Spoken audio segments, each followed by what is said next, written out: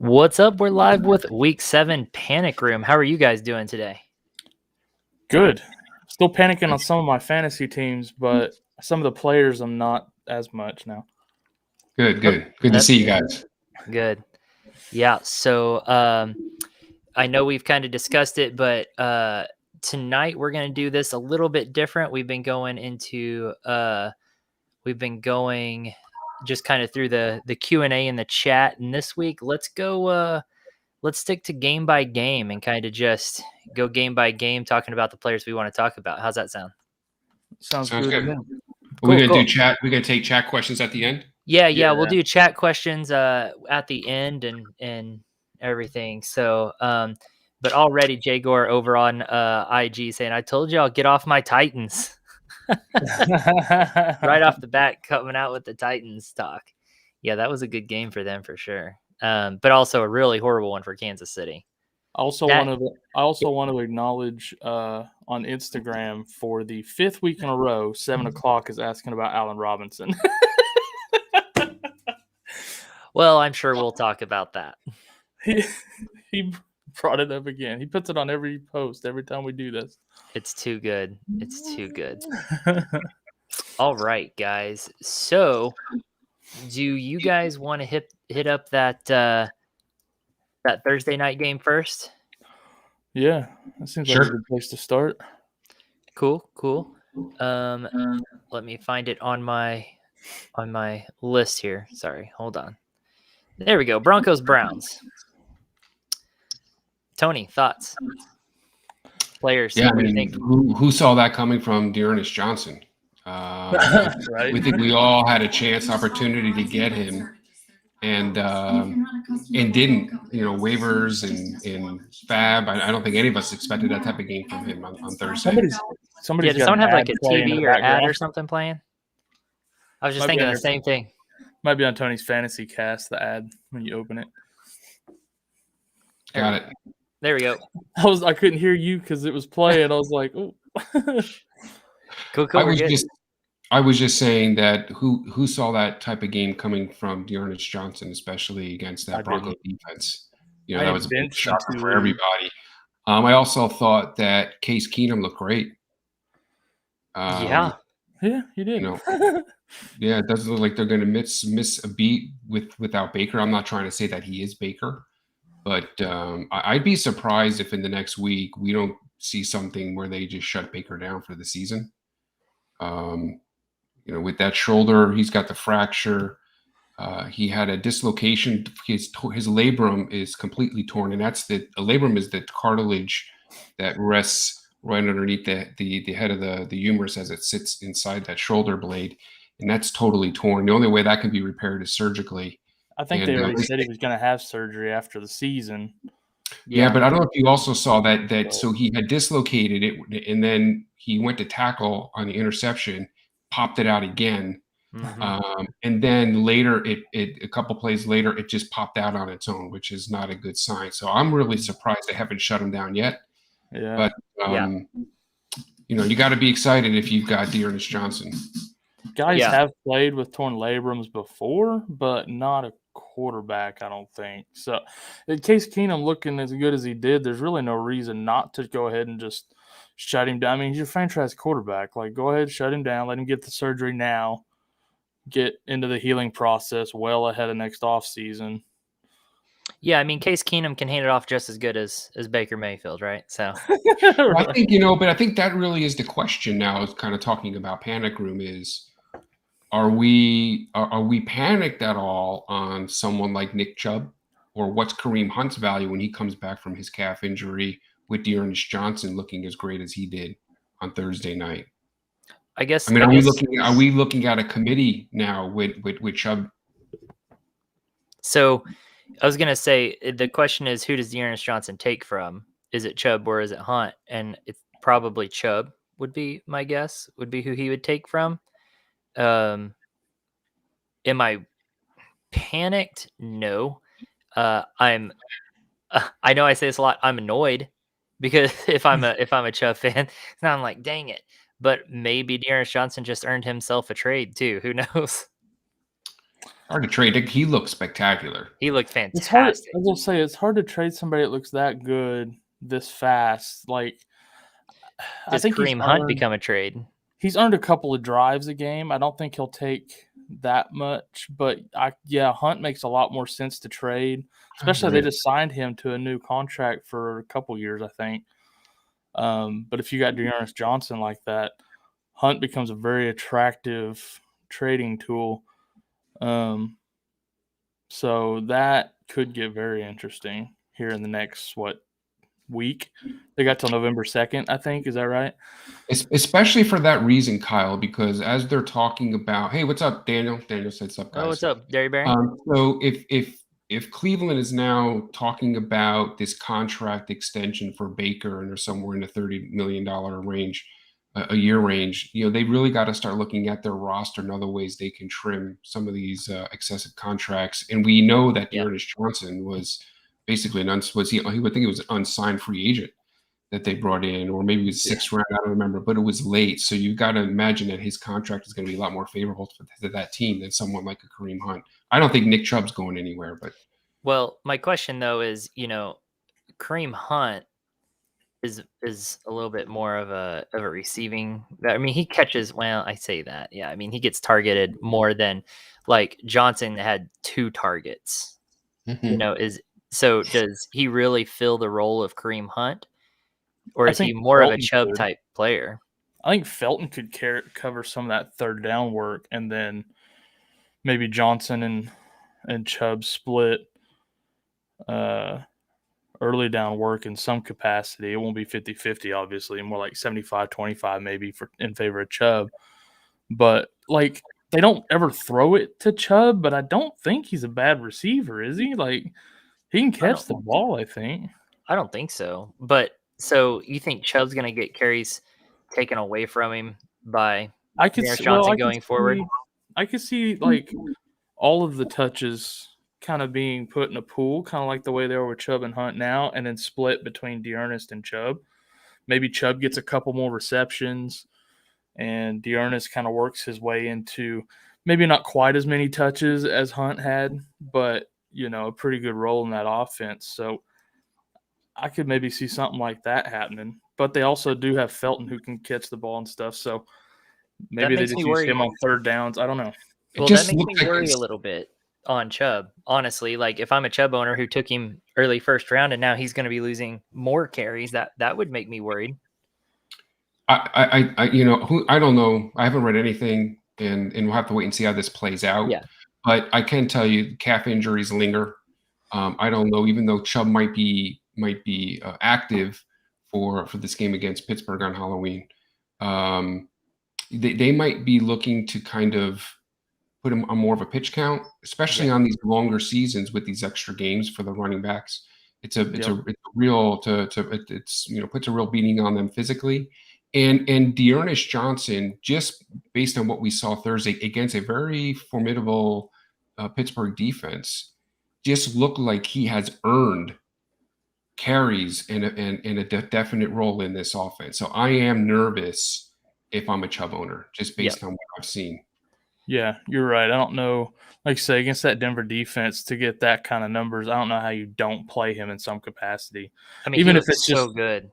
Even if it's just like 2 drives a game, if those are scoring drives and he gets the touchdowns at it, like, you know what I mean? 2 drives can be a lot if you're honest with yourselves in a Cleveland offense. So it could ding his value. Like, I wouldn't think that much. Chubb is still an elite running back. And then, like you say, when Hunt comes back, maybe he takes a couple from each one. Hunt's still going to get those receptions, though, so I'm not as concerned, honestly, about Hunt when he gets back as I am Chubb. But I could definitely see this making Hunt expendable and tradable. So I'm really excited to see what happens this next week. So Chubb has had 5 targets and 5 receptions all year so far. So he's definitely not their receiving back. Dearness Johnson's already had 3 in the 2 games he's played in. So a little bit, just saying. Well, I just mean they don't need Chubb to receive it right now, but he can. Yeah. If they keep a Dearness Johnson and get rid of Hunt, they can split those receptions between the two. They'd be almost two identical backs as far as the maybe amount of carries and targets that they get. So, whereas Chubb and Hunt are very different dynamics. But I'm not panicked on Chubb. No, I'm not panicked on Chubb either. He's still elite. He's an elite running back. The knock on Chubb is that while he gets elite touches, because he doesn't get the receptions in a PPR, he becomes then touchdown dependent. Now he has put up some strong yardage, especially weeks 4 and 5. He had 100 yards week 4, 161 in week 5, plus a touchdown. You take those touchdowns away, and that's not fair to do that, but you can't really depend on those touchdowns on a weekly basis. So it's nice to know that you have a running back who gives you a high floor with those receptions, and Chubb is not that guy. And I don't know that that's going to change, and I'm worried that we could see some of these carries getting eaten into by Dearness Johnson just based on what we saw from him. I just don't know how he's not getting more involved in that offense. Well, what about this? What if they decide to keep Hunt and Dearness and trade Chubb? That would be. That'd be wild. That would be wild. That'd be something. But if you think about the dynamic between the three, I mean, yeah, Chubb's probably going to cost more than Hunt. Sure. We'll see how it plays out. So again, don't hit the panic button just yet. We've been talking a lot about this Chubb situation. Yeah, it's the Browns. We don't know what's going to happen. So it's true. What about the receivers? You panicked at all with the Browns receivers? Do they have receivers? I'm not playing Browns receivers, so I don't have any. I'm not ever starting any, so I'm not really. I guess technically I'm not panicked because of that. I guess if I drafted, Landry or Beckham as my wide receiver 3 or 4, expecting a flex option, I might be panicked because they hadn't done anything all year, and it's not going to get better with Keenum. So sure. Yeah. What about the Denver side of the ball? If you still got those guys in your roster, you're struggling deeply. Denver side of the ball, if I own a piece of that running game, I might be concerned. Javonte hadn't really done as much in that backfield as people really, I guess, thought coming into the season. Melvin Gordon's kept that big chunk of plays and kept it more even than people thought, I guess. So yeah, but I feel like he's making the most of his touches, though. Like, well, the nice thing with Javonte Williams is he's the opposite of Chubb. He had 7 targets, 6 receptions. That's true. He does get a lot in the receiving game. That definitely, he had 6 receptions for 32 yards. That's 9 points. Yep. So that is a solid floor. And then you add in the touchdown and whatever he gets in the rushing game. He's he's a poor man's DeAndre Swift because he gets the receptions, not as much yards as Swift in the receiving game, but he only had 4 carries. Yeah. So he's not getting a lot in that running game. Gordon only had 8. They just didn't run the ball a lot, I guess. I was going to say, because he had 4 runs this game, but he had 11 the game before, 8, 7, 12, 13, 14. He's getting these touches. This game was just odd to have 4, but he had the most receptions that he's had in a game too. Most targets and most receptions. But it's panic room, so you have to bring it up. Yeah, but I'm not panicked about it at all. I don't think I'd be panicked, but I'd be keeping an eye on it. Are we panicked? This being a good game for Javonte might be a good time to trade high if someone is running back needy or something. But since he had that touchdown and stuff, but it's not panic time. I'm just wondering with his schedule: Washington, Dallas, Philadelphia. They're not going to be able to tackle him. The Chargers, Kansas City, Detroit, Cincinnati, Vegas. Chargers again. So, 14 to 16. Nope, 15 to 17 there. Cincinnati. Oh, we got myself. Weird. That's annoying. Let me try something. Anyways, y'all go ahead while I try to fix it. Did that fix it? Seems to have. That's weird. Yeah, it seems to have fixed it. I don't know what that was about. It's kind of weird. I don't know. Something to do with my microphone. I just changed my microphone in it. Why don't we kind of talk a little bit about the receivers too? Because yeah, I was gonna say Sutton and Fant both had pretty good targets. Not a lot of yards, 5 catches each, and then really nobody else did much of anything. But you think both or one of those guys will struggle over the other when Judy comes back? Yeah, I first off, Bridgewater just does not look good. No. That offense just doesn't look good. And so you've got to be concerned when you own part of an offense that is struggling as much as the Broncos are. They just seem to be out of sync. Yeah. And it's not just this one game. I mean, it's Cleveland runs a pretty strong defense, but they just seem to kind of can't get out of their own way. Patrick and Sutton continue to dominate most of that passing game. Fant, of course, is incorporated. I am panicked with Judy coming back. So a combination of just how woeful that offense has looked, in addition to Judy coming back from IR and his injury, I'm not really sure what to expect out of this passing game. So I think it's probably, for me at least, a buy high it's not a buy high, a sell high window for Sutton. There was a buy low window for him earlier in the season, and now it's kind of a sell high before Judy gets back into this lineup, because I am nervous about them in as a whole. I was gonna say you're panic button on the whole receiving core. Well, I mean, who do you want to have in that passing game? As opposed to one player, we're just the whole thing. I think so. I'd like to see. I think, again, the offense does not look good. Much like, and I know we'll get to some of the other games, all of the other games, but like the Chicago Bears, Mooney and A-Rob, you can't really own those receivers. There are a couple of teams like that. Even Goff has not looked good. Amon-Ra St. Brown, he was a guy that was on a lot of waiver wire claims. He didn't have a single target. We started him in a couple of leagues, yesterday, thinking, he might get something. Nope, not one target. Not a dang thing. It was sad. Khalif Raymond went off, and Amon-Ra St. Brown can't get one target.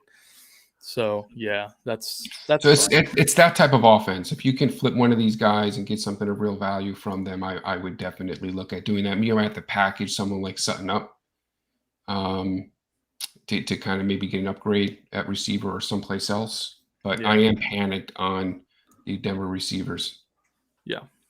Real quick, we got questions over here from Andrew and Baba Booey. I just want to let you guys know we see your questions, but we really want to get through these games and talk about players and whether we should panic or not. So we'll circle back to you guys at the end after we get done with that and answer your questions, kind of like we do on Wall Street. So just letting you guys know we're not ignoring you. Thanks for joining. I'm getting an echo thank you for being here. I'm getting an echo on somebody else now. It's weird. Is it me? It was when you were talking, I was getting the echo, but something's wrong with the audio tonight. Yeah. Something ain't going good. It ain't good. We'll move to the 1:00 games. Yep. All right. So let's go on to the next game here that we got. We got the Panthers and Giants. Wait. Okay. All right, that's just what I've got on my list. We're going out of order. My order's different then. Well, we'll go in my order. Well, I was going to say he kind of segued perfectly with the Bears if we want to jump into that game. Sure. Let's jump to the because for me, these aren't in time order. This was one of the probably best opportunities for Allen Robinson to produce all season, and he didn't do nothing. So even with a decent schedule upcoming and stuff, like he's droppable to me at this point. After this week, he's droppable. I don't see any redeeming coming up for him now. That offense has big problems. Fields just looks – his QBR from yesterday was 1.9. That's got to be a record, right? Like an NFL record for lowest QBR. It is not good. I think Cole Kmet was the leading receiver. He had 5 catches for 43 yards. That's your leading receiver. Yeah. A couple of weeks ago was Darnell Mooney was the leading receiver. He was 3 catches for 39 yards. And I think that's the trend now we're starting to see in this offense. They might be the worst offense right now in the league. And so I had A-Rob down as a hold up through the bye to see if he could kind of get it in gear between now and I think was a week 10. Yeah. But after this this latest game against the Tampa Bay Bucks, where he should have at least kind of gotten somewhat back on track, I agree he's droppable. I don't know what we would be holding him for. And this offense just doesn't show any signs of life. That's redraft. He's droppable. You're not dropping him in your dynasty leagues, right? No, I think dynasty you got to hold on to A-Rob because you've seen him before. You know the talent is there, so you want to give him a little bit more time to get right. But I don't know how much longer A-Rob's name is going to have value, and so if you can move him, this might be a time to do that, to get someone who can help you both this year and then potentially, a good long-term dynasty keeper. Yep. I agree. Kyle, you want to just roll us through the games there? Whatever you want to go next. Does anyone have anything else there to talk about? Nobody on Tampa Bay. There's nobody there to panic on. No. Fantastic. They just, I don't know what's going to be with Brate and Howard. I know Gronkowski's starting to get healthy, so maybe you can panic on one of those 2 guys. But I don't know who's starting Brate and Howard anyway. I was going to say, maybe a few people started Howard this week in a spot start because of all the buys, but not on a normal basis. You're not. Let's see. Next game up I got is Washington at Green Bay. Anybody there we're concerned about? Well, the first guy we should probably talk about here is Aaron Jones. Yeah. I've got stock in Aaron Jones. With that. I don't know what you guys think about Aaron Jones, if you're panicked on him. The one reason why I'm not panicked on Aaron Jones is because he's healthy. And he's one of those few receivers that gives you a solid floor with his receiving. Again, 5 catches for 20 yards. We see that Davante Adams looks like he's going to miss the Thursday night game with COVID. Mm-hmm. So I would really expect this to be a get-right game for Aaron Jones. If Aaron Jones doesn't get on track this week, I might start to get a little bit nervous. Yeah. Honestly, he's still elite. He, like you said, he's healthy, which is incredible. And his schedule's not terrible. He's actually I agree with all that, but for the rest of the year. So, the problem though with him, Kyle, is he's not getting those elite number of touches. Like he's 6 carries, 5 catches, so at 11 touches. I'd like to see him more in that 15 to 20 range consistently. Yep. So that does make me. His carries week 1 was 5. Then he went 17, 19, 15, 14, 13, 6. He's steadily going down. And it's not because of Dylan, as we predicted. Dylan, this is a lot of this talk is much like it was with Zeke and Pollard in the beginning of the year, where people were nervous about Pollard eating into Zeke, and that's just not going to be. Same thing here. Dylan isn't any threat to Aaron Jones. I agree. But we still need to see him getting those touches. Yeah, I agree. His touches have steadily gone down. Last week to this week was a bit of a cliff. I don't know why that was, but his receptions have steadily gone up. He went 6, and then 2, 3, 4, 4, 5. So he's getting just a little bit more receptions even. So, and especially he could get a lot of receptions, like you said, this week with Davante Adams possibly out on the COVID list. So I'm definitely not panicked on him. Keep an eye on it, but I don't think it's going to get to the point where we're going to be trying to sell him or panicking on him. Would you say that you're not panicked, you're just annoyed? It was a terrible week, but so far it's been – I'm looking at his performances here over the course of the year so far, and it was only his second worst game of the season. Week 1 was bad with 2. But, I mean, 37, 16, 8.5, 12, 18, and then this week was 5.5. But this is a guy we've seen produce in the top 5 the last 2 seasons. So Yeah, he's not what I expected. I mean, I was expecting a top 5 running back. So from this point moving forward, and I said this last week, from week 7 moving forward, I expected him to be a top 5 running back.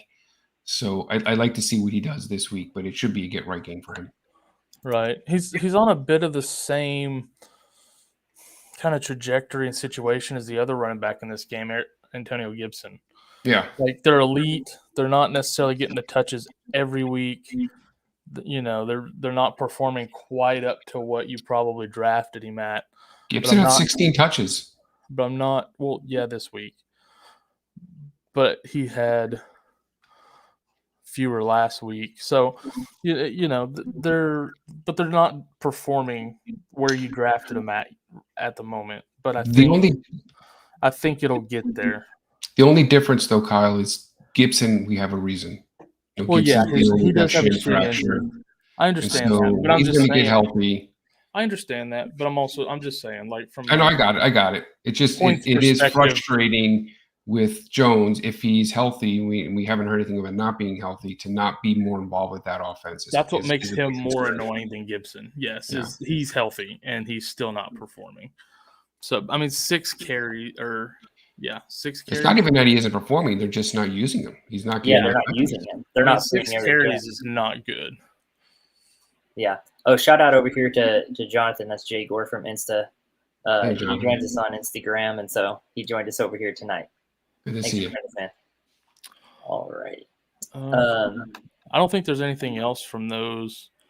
I guess, can we give, even though it's panic room, can we give warnings? Like, maybe don't look too much into the big game from Tunyon and go try and buy him everywhere. Like, it was an outlier game, I think. Dude, I don't know what's going on with audio, but there's do one of y'all have this open in another window or something like that? Nope. Oh, it's so weird. Do you have YouTube open or something? You've done that before. Maybe. And I know you have a million tabs open at a time, so. I do have a million tabs open, so. Yeah, I did. I did have it open up there. There you go. Culprit. All right. Do we have anybody else with Washington or Green Bay that we wanted to talk about? Are y'all panicking on Gibson at all? No, not unless he re-aggravates that injury. Yep. Just make sure I know people are going to want to hear about Gibson. So, no, I feel good about Gibson still. I don't think there's anyone else in that game that I want to talk about. All right, then the next one is Chiefs and Titans. I'll start this one off. Patrick Mahomes. I'm freaking out a little bit if I'm a Patrick Mahomes owner, but I'm not panicked on the season yet, but the last few weeks have been tough. No, not just flirt, just rubbing on it, not really pushing it. Just the Chiefs, the whole team pushing the button. Just the whole team. I don't know what's going on out there, but they are not looking good. Yeah, it's not great. I'm not panicked if I own Kelsey or Hill. Right. I am if, and we know in our dynasty league, when was Mahomes taken?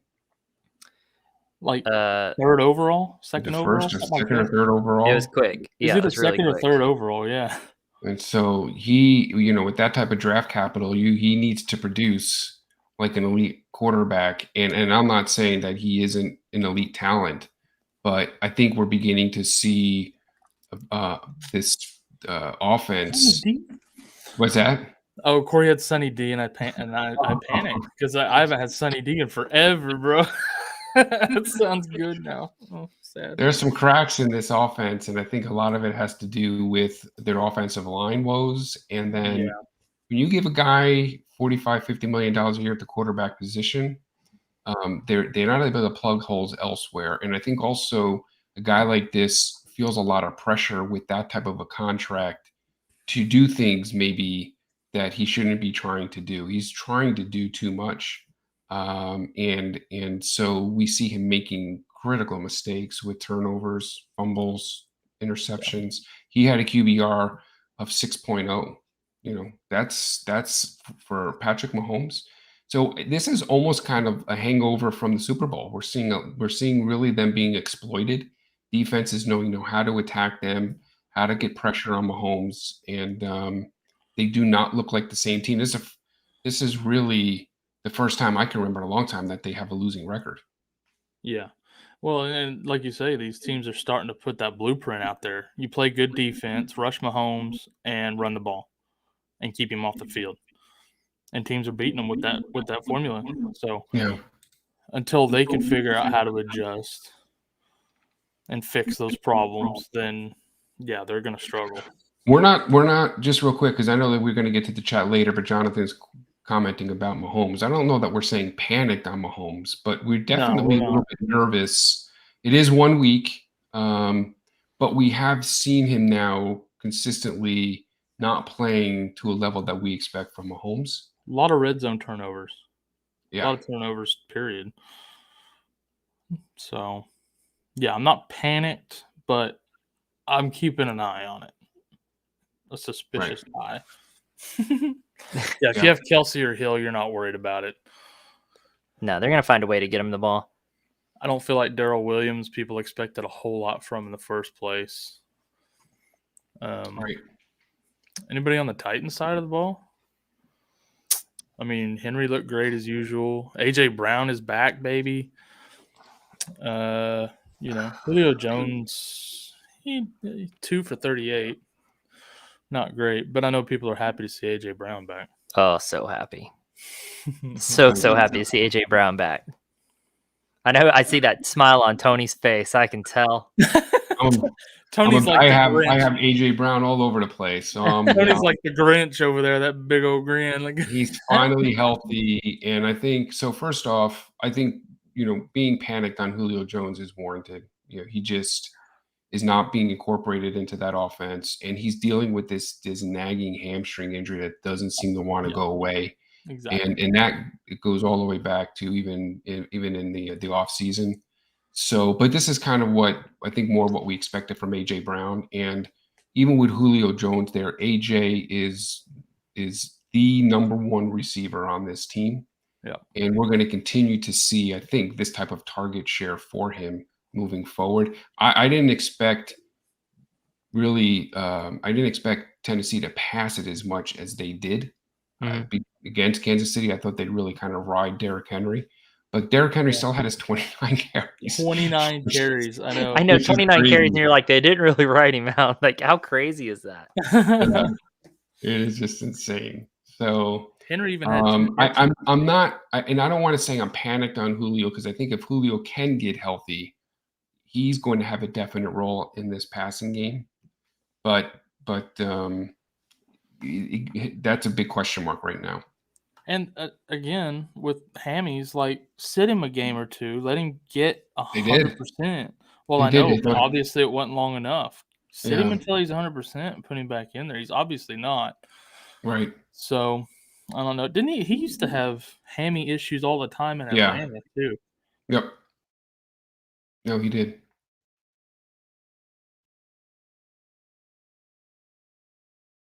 Corey, you're muted. Yeah, I'm talking to IG people real quick. What happened? Did something happen? Yeah, you left stream for some reason. That was weird, but Tony thought I was I had muted myself to talk to Instagram, and it looked funny. Well, I was just wondering why everybody disappeared for a second. Yeah, we had to bring you back on stream. It disconnected you, brought you back. That's weird. You've been resurrected. Nothing went out on my end. I could still see you guys moving around and everything, so I don't know what happened. This thing is tweaking out on us tonight. All right, you want to move to the next game? Yeah. Yep. Kyle's driving this ship. Falcons, Dolphins. Where do we start? Well, I'll start. Mike Davis. Panic. Oh, Mike Davis. 4 carries for 10 yards. The end. Yeah. You know, I said a few weeks ago, and everybody thought it was crazy. Cordell Patterson's taking over this backfield. Nah, they're still splitting. Nah, Mike Davis is done, son. And Mike Davis, 0 targets. Yeah, he's done. Kyle, you want to reach out there and touch it? Mike Davis, man, you can't push that button enough on Mike Davis. Well, it shows panic on me too, because I'm sitting here trying to do it to the camera on my laptop instead of my actual camera up here. So, a little brain fart on my end there too. I'm panicked on Kyle's brain. Yep, panic. Yeah, panic time. Mike Davis. I mean, with all the preseason hype and thinking you got a steal in the draft, and you know, we've been talking about he's been getting 10 points a game. And that's without scoring. So he was actually producing pretty good, and then all of a sudden nothing. I mean, they just cut him off. I'm going to maybe he was hurt and we just don't know about it. I know. I mean, Cordero Patterson is just being productive with his touches, and it sounds like we gave Jonathan maybe some bad advice. I'm not sure. He said, I told him to keep him, or I was told to keep him on my bench as a defensive move. Yeah, I guess. We didn't say we told him that. No, he just said I was told. So that sounds like something I would say, though. That definitely sounds like something I would say is, that's a good defensive move. Just hold on to it. It's sad, though, because I have him in a few leagues, and he's been riding pine this whole year. And then I had to start him this year because of Bipocalypse, and 1 point. Yep. I'm like, come on, man. Here's another one for you. Calvin Ridley. What are y'all thinking about him right now? Disappointed. I'm not mad. I'm just disappointed. Like, I love me some Ridley, but it sounded like something I would say. Who said that out of the three of us? I don't remember saying anything about Mike Davis. I'm just saying something as a that sounds like something Corey would say. Yeah, that sounds like. Was it an Instagram DM? Because that might have been me. Actually, I don't remember saying that to anybody. I don't remember saying keep him as a defensive move, but I don't remember it. But it sounds exactly like something I would say. That's not something I would say, so I'm removing myself from that conversation. Please tell me it was Tony. I remember talking defensive moves. Definitely was not me.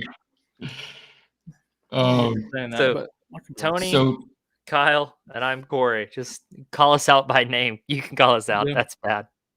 I don't remember saying that, but I could be wrong. Calvin Ridley. I have shares of Calvin Ridley. I do too. We all do. This was supposed to be Ridley's get right game, and he definitely he disappointed. Here's the thing, though, just to keep in mind with Ridley, he is still continuing to demand the target share. Yeah, 10 targets. He led the team in targets. It definitely wasn't Tony or Kyle. I love that. I love that. I owned up to it. I'm just saying. It might have been my fill-in. The guy, because the other guy last week that was here had a beard. Like, he had facial hair and stuff. So that was a different dude. I don't know. I just say, like, I don't remember saying that, but maybe I was drunk. I don't know. So Calvin Ridley, that's funny, Jonathan. So Calvin Ridley does still command the target share. He just was not able to convert them. So hang in there with Ridley. Do not be panicked on him. The only concern, though, is are we seeing right before our eyes Kyle Pitts become the number one target or receiver in Atlanta? I mean, this guy just seemed to be all over the place catching passes and looking to him at critical times in the game. So I'll be interesting to see what happens moving forward. But I personally, I'm not panicked on Calvin Ridley. Yeah, I agree. I'm not panicked on him. It was tough to see him only have 4 catches for 26 yards, but he saved his day with a touchdown. Like you say, 10 targets is really, really good. They're going to connect on more than 4 out of 10 more times than not. So, yeah, don't panic on him. I know some people are, but don't. This just means your window hasn't shut yet to maybe buy low. You might still have a shot to get him pretty cheap compared to if he had gone crazy. So that's a great point. Yeah. But if you wanted Pitts, you missed your opportunity. 100%. Do we think that Pitts becoming a bigger part of that offense may actually kind of help Ridley? Like get more open, not have so much attention on him, things of that sort? Maybe a little bit, but I think it does. And just to point out, Ridley had 10 targets this week. Yeah, we both said that that already. Oh, sorry. Are you in the podcast with us? Yeah, sorry. He was too busy talking to Instagram about I know. Jonathan. Sorry, I got distracted answering these questions over on Instagram. Yeah. So I'm gonna let you continue, Kyle. 10 targets. Go from there. Yeah, no, I was just saying, like, I think Pitts does help open up Ridley a little bit now that he's kind of finding his rhythm in that offense. I think the completions and the yardage will be a little more balanced most weeks, probably. But I mean, every team you see that kind of switch around sometimes. So, Ridley's going to have his big games. So I'm definitely not panicked on Ridley. Look, Atlanta loves to pass the football. Yeah. So as long as they continue to Mike Davis many attempts, we're gonna see Ridley be just fine. So no panic on Ridley. What about Miami? I mean, who can figure out exactly what to expect from Gaskin? It seems like, dude, they flip a coin every week, and they're like, he's gonna get work this week. He's not. Gaskin definitely seems to be the lead guy there. I think we had 1 week where he maybe, I don't know if he was in the doghouse that week, but again, he had 15 carries yesterday. He had 4 targets, so that's 19 touches. I mean, that is, those are kind of elite touches that you want from your running back position. If nothing else, it helps his trade value, so you can get rid of him if you need to. True. But if they would use him consistently that way, he's got the talent to get good fantasy points for you with these kinds of workloads. The problem is they're just not consistent about giving him these workloads. Yeah. Waddle's looking good. Gesicki looks great. I want to see what happens once Preston Williams is fully healthy, and Devontae Parker should be back this week. So I like to see what this offense looks like. Because Parker's good. So I didn't realize Malcolm Brown is on IR. Is he now on IR? I missed that. Oh, they must have placed him there today. I did miss it as well. I did not see it. So that helps. That helps Gaskin. Sure. No doubt. All right, let's shift over here to the next. Next game is Jets at Patriots. There's a lot to unpack here with the Jets. Zach Wilson out. I think it was like 3 to 4 week timetable, they said. Yeah. Are we panicking, at least until he comes back? So with Mike White instead of on the pass catchers, are we? So well, I think I was the lone voice who was not buying into the Corey Davis in New York. He had another good week this week.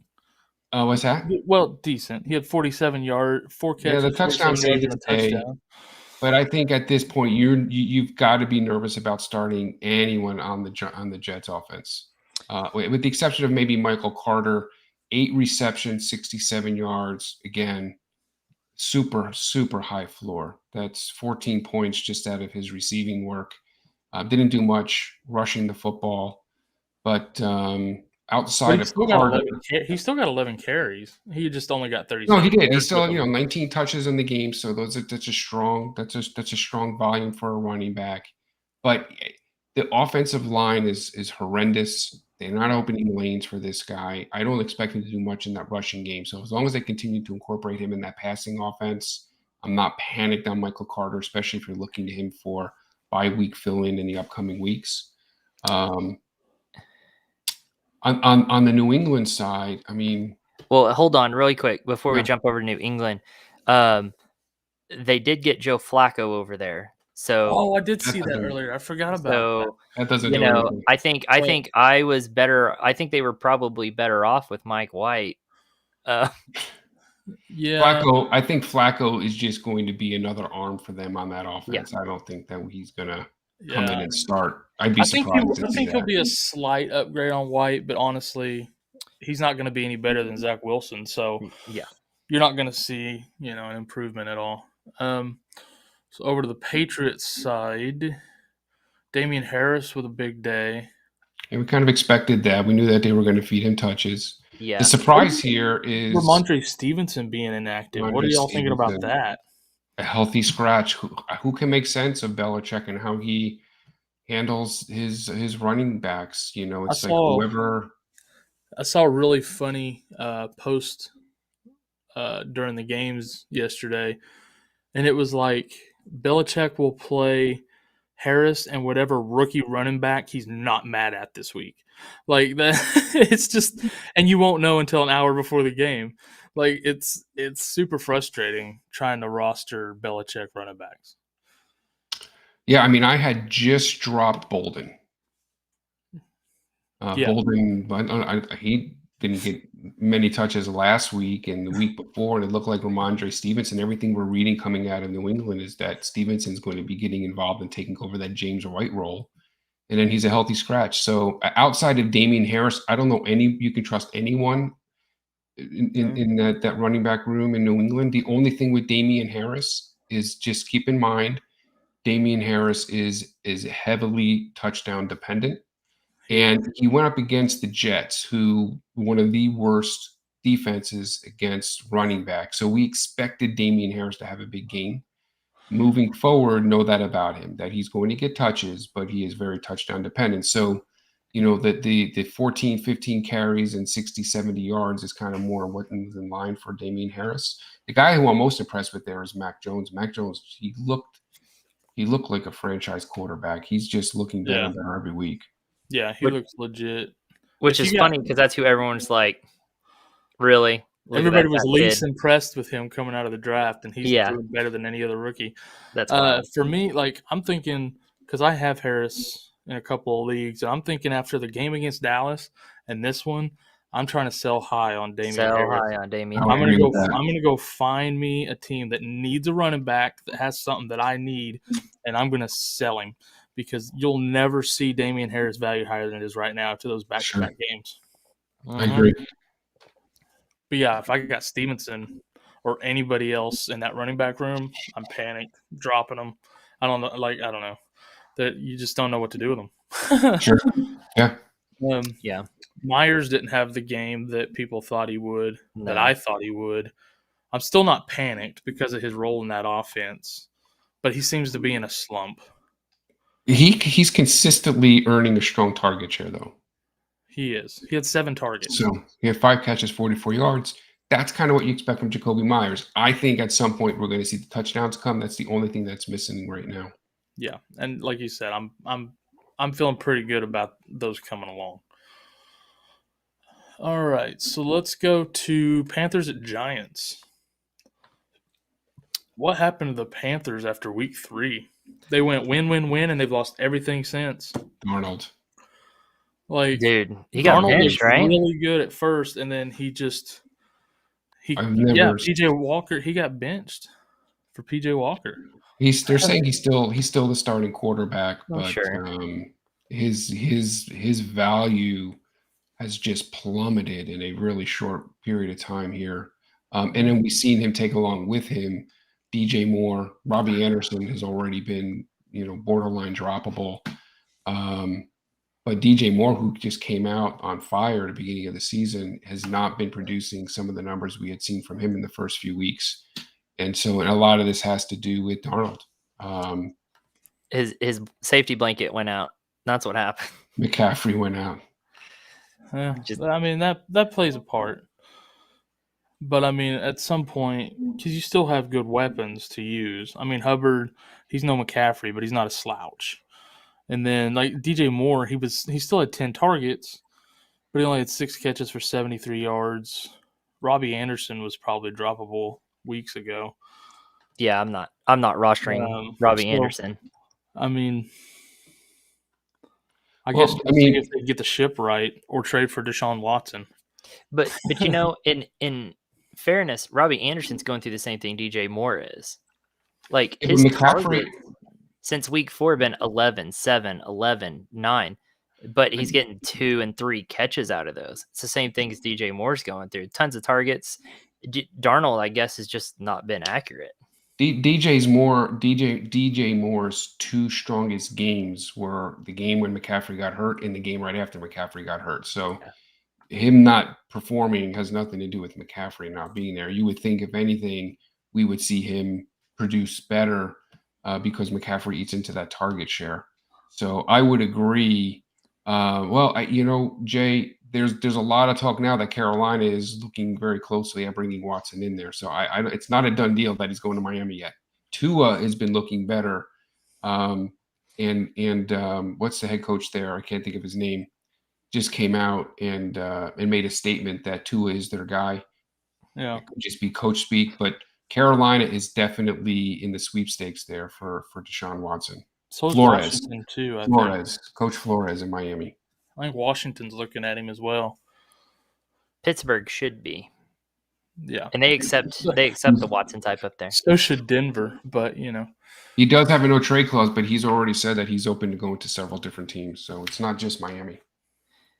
Yeah. Anywhere he can go play, he'll probably go at this point. It could be. Yeah. What about Giants? Anybody over there? We're so deep into their receiving. So you have to have expectations in order to be panicking, right? So yeah. Slayton, 5 of 9 for 63. Evan Ingram, 6 of 8. That's his biggest probably target share of the year. Well, everyone thought that would happen too. But that Pettis, Ross, they really didn't have a whole lot going on in their receiving core this week. Everybody's hurt. Devonte Booker, 14 carries for 51 on a TD. That's about as good as you can expect against Carolina for Booker. Yeah. But they're so deep into their roster right now, expectations aren't high, so there's really nobody to panic on there, I guess. No, I agree. And I think Shepard will get right back on track once he's healthy. Oh, absolutely. Yeah. And he was a game time decision, so I expect him to be back this week. Kadarius Toney, I'm waiting on to come back in a couple of leagues. I'm excited to see what that kid does. Yeah. Yes. What was this? Jay says, big fan. We just stink. Nobody healthy. Yeah, your whole team's out. Yeah. I don't know what to tell you, man. That sucks. But it's not much different than last year. I feel like that whole division struggled last year with keeping people healthy, and everyone wanted to give it a hard time. It's like, well, no one's healthy on any of those teams. So it's second year in a row for Giants, I feel like. All right, let's jump over here to Cincinnati and Baltimore. Did anybody see that blowout coming? No. Anybody on the Bungles side that we are concerned with?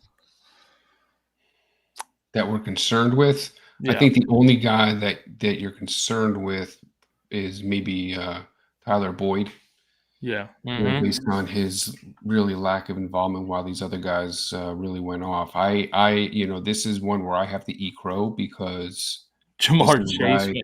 This is the game. I was calling this game as a crash and burn for the Cincinnati receivers. And not that Higgins had a huge game, 7 catches for 62, but that was more than what I expected. Higgins had 15 targets. That's wild. Yeah. No, strong targets. And he had Jamar more targets. He had 5 more targets than Chase. That's crazy. Jamar Chase is just on a historic pace. I don't, and I might, kind of be the only one or one of the only ones. I don't see how he can keep this pace up. It just doesn't seem possible. And yet I continue to say that, and he continues to do it. It's not fair to take away that one catch. I don't know if you all saw that one catch he had where he caught it on the 15 or 20-yard line and shedded. 2 tacklers kind of knocked each other off. Oh, yeah. Just twirled around and took off. You can't. That doesn't happen every week. Right. So that was kind of a fluky play, but he somehow seems to continue to produce. Yep. His touchdown ratio is ridiculous.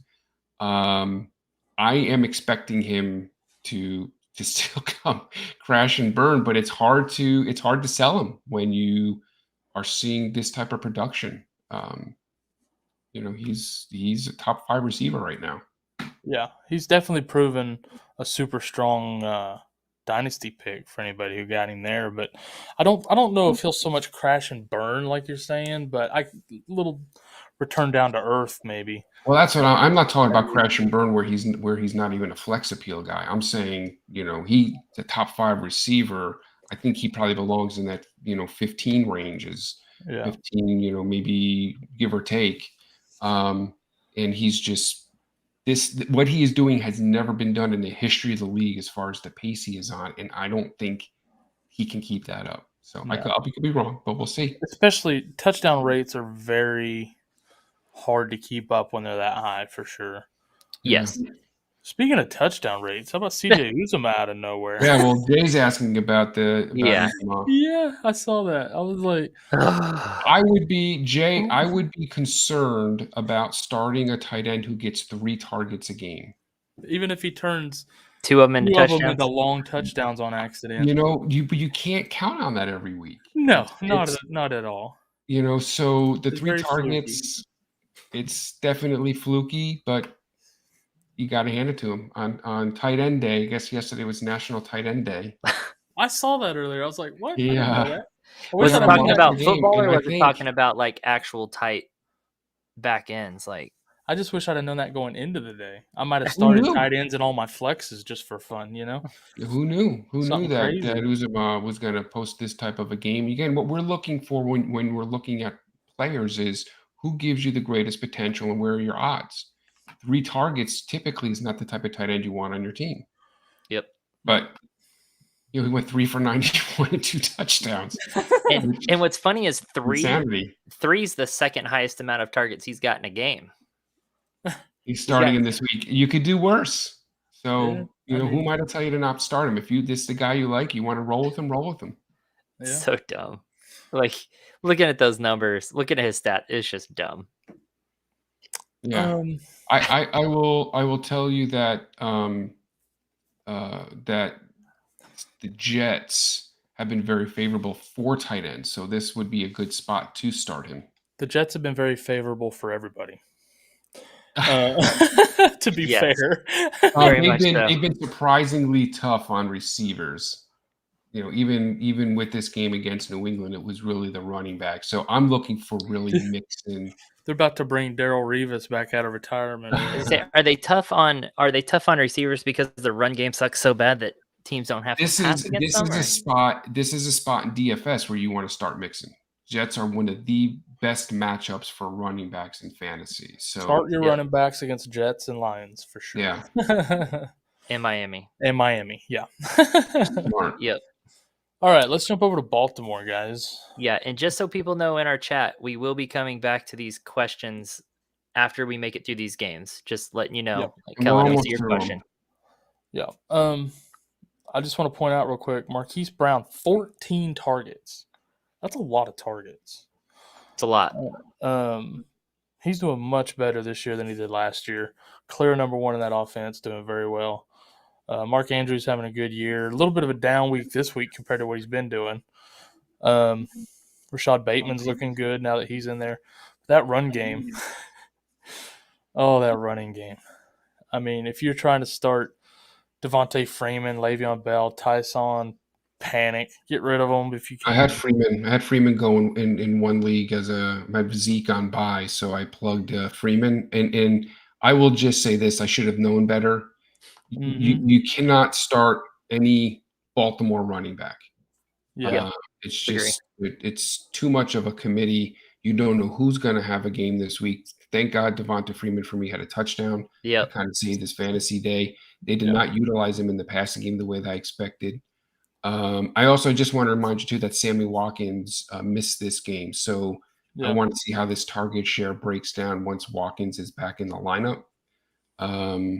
But as far as the running backs are concerned, you just cannot trust a Baltimore running back. No, I don't want any of them. The only thing you do if you have Devonta Freeman, you have room. There's been a lot of talk about Devonta Freeman getting traded someplace, and so I'd like to see where he winds up. He could have value depending on where he lands. Yeah, the backfield is a mess. We lost Corey. That's okay. Let's go. We lost everybody. Well, my internet got out. Let's go to the next game. But yeah, I was gonna have Corey hit that panic button on us for that Ravens backfield. and then he disappeared. Yeah, my internet froze and it refreshed everything, so we're back. All right, so I got Eagles at Raiders next. Raiders and Eagles. Yeah, what do we got on the Eagles? What are y'all thinking? Sanders is hurt now. Well, let me kind of start right with Hurts. Hurts is, after that week 1, people were calling him, he could be the potential fantasy MVP at quarterback, and he hasn't necessarily put the type of numbers that we were expecting to see from him on the season. And a lot of his points typically come in garbage time. He's not really doing it, when it matters. It's Tim Tebow-esque. That's how Tim Tebow did when he was fantasy relevant. Jonathan's on a roll.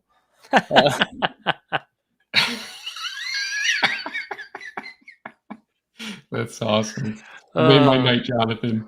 I love it. I'm so glad you're here, Jonathan. That's great. Miles Sanders, you got issues with Sanders right now. With that injury. And I was expecting to see more out of Dallas Goedert. He disappointed me based on what I expected without Ertz there. Yeah. You see how that Ertz did better without him than he did without Ertz. Yeah, so I'm not necessarily panicked on Goddard. He's still going to be the tight end there to own, obviously. But I'd like to see how this thing shakes down as we move forward. Devontae Smith's still getting a strong target share, so you got to like that. Yeah. I don't know if I'm necessarily panicked on anybody other than Miles Sanders. I mean, Gainwell had 8 targets. That's really good too. So yeah, but yeah, I don't think we're ready to panic on any of those guys for sure. Yeah, definitely disappointed with the Goddard performance there. Hoping he gets that back on track. Yeah. Yeah. So let's jump over to the Raiders then. Henry Ruggs, 4 of 4 for 24 yards. It's rough. Are we panicking on him at all? Are we just being cautious for now? I think he's going to be a boomer bust type receiver on the season. 100%. Yeah. So I think he's more of a boomer bust guy. Renfro continues to me at least be the receiver to own because he commands the target share. Yep. 8 targets, 7 catches for 58 yards. They also look at him in the red zone. And I think I would, if I were ranking the Raider receivers, I would have Renfro over Ruggs because I don't want these 4 for 24 games. I'm looking for a much higher floor with the potential for touchdowns. Ruggs does kind of catch some of those deep touchdowns, but but they're rare. Those are hard to anticipate, though.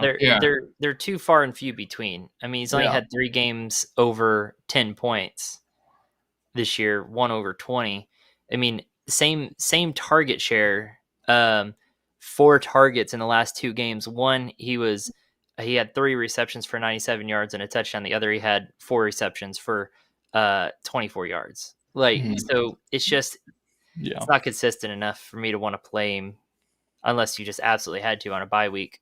Guilty as charged, but he also won a game for me the week before when he boomed. But it was a desperation play. I knew I was going to lose to the guy I was playing against, and unless I had a big boom like that, the gamble paid off. I mean, I had nothing to lose at that point, so I stuck him in. But that's the type of player he is, and that's just dangerous. Sure.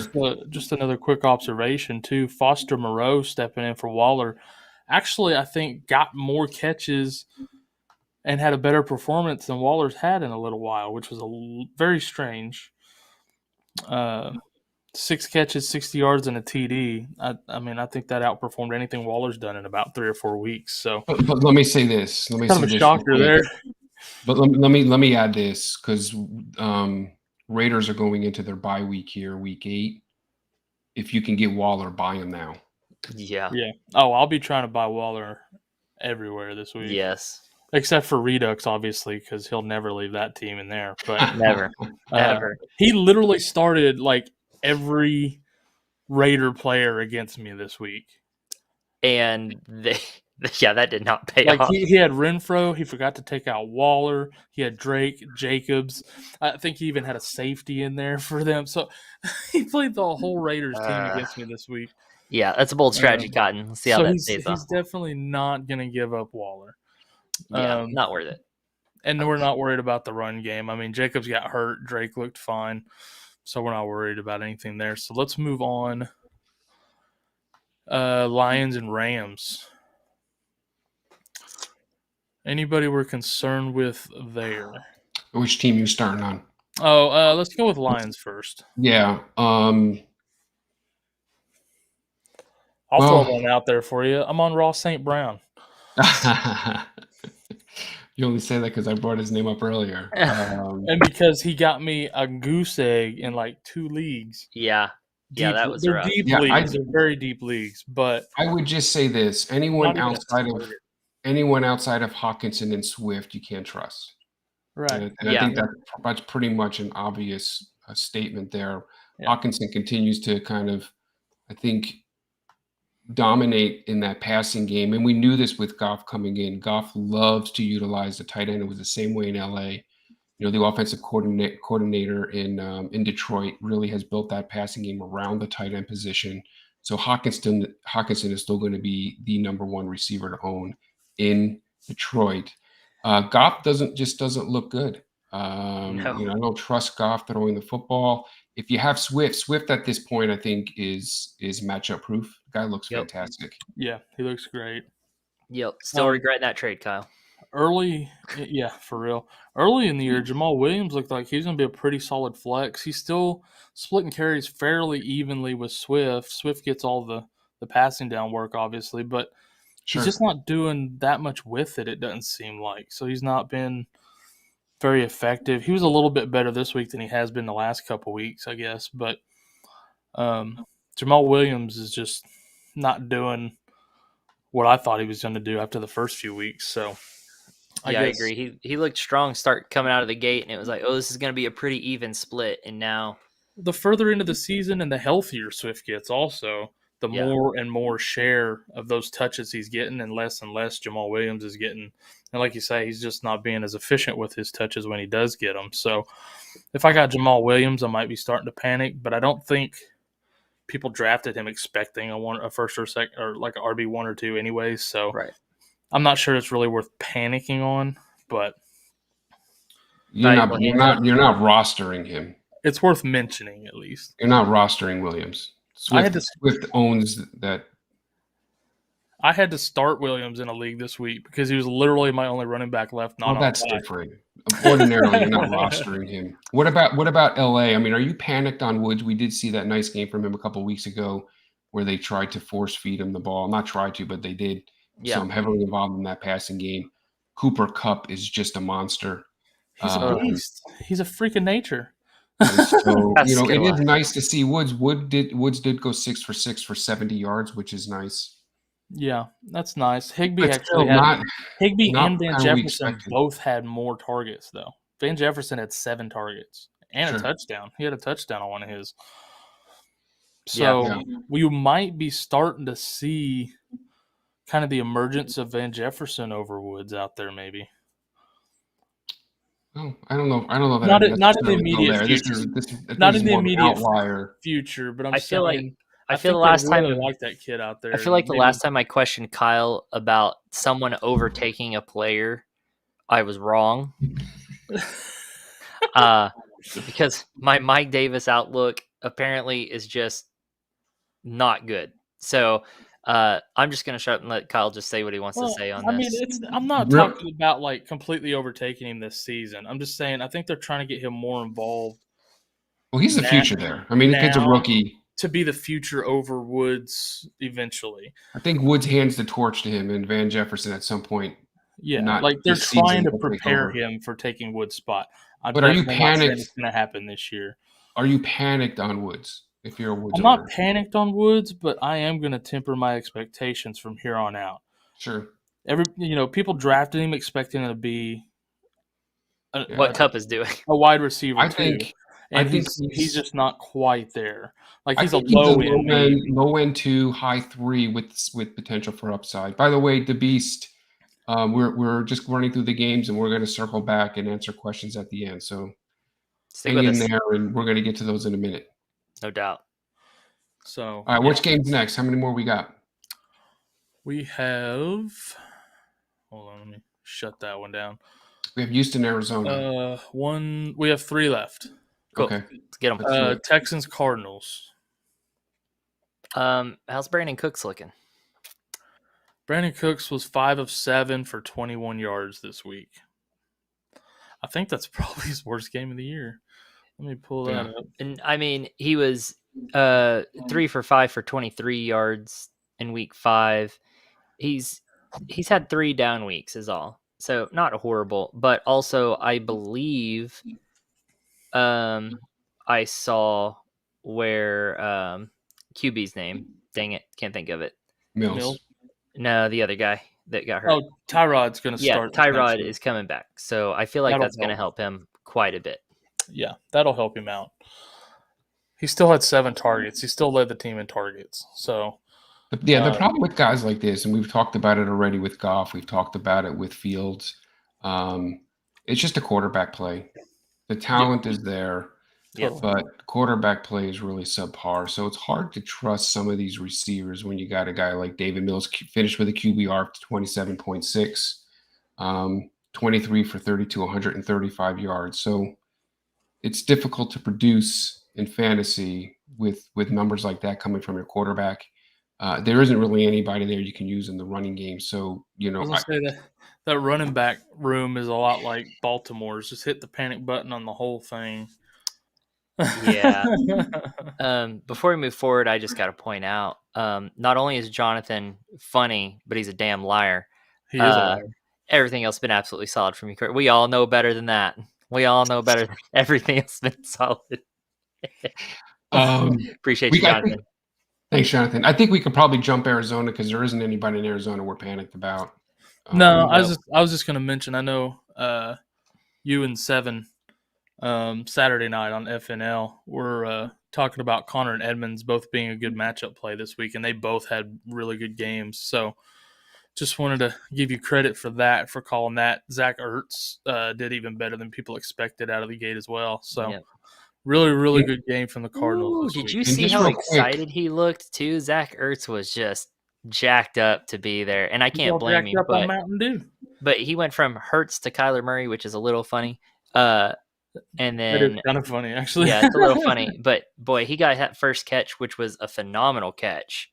His very first catch there, and man, he was just jacked up, and I just couldn't help but kind of be happy for him. It's like, okay, he finally got what he wanted, and he got to go to a great team like that is a contender this year.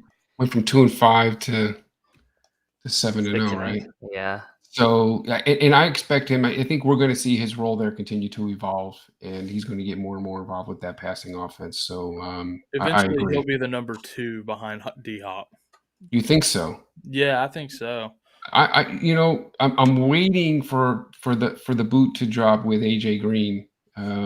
He looks pretty good, but how long can he keep it up? And and I'm not quite sure because I know that they really want to get Rondale more and more involved with that offense. So again, you're happy if you have Ertz as a tight end. If you had him before the trade and now you got him as a starting tight end with Arizona due to that injury to Max Williams, you got to be ecstatic. And flex appeal. Yeah.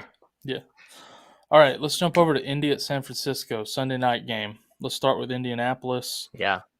Jonathan Taylor's looking good. He's a monster. About Nyheim Hines. Hines, 8 carries, 14 yards. It was bad. He's been bad since week 3. Week 4 forward, he's just been pretty much non-existent out there on the field. After those first couple weeks, or at least first 3 weeks, he had 2 good games in there, and it was like, here we go. And then, no. The problem now with Nyheim Hines is they're getting Taylor more involved with the passing game. So Nyheim, Taylor had more receptions than Hines, and as long as that's the case, Hines loses his value in PPR. Yeah. Pittman continues to look good this year. Wentz seems to trust him as his number 1.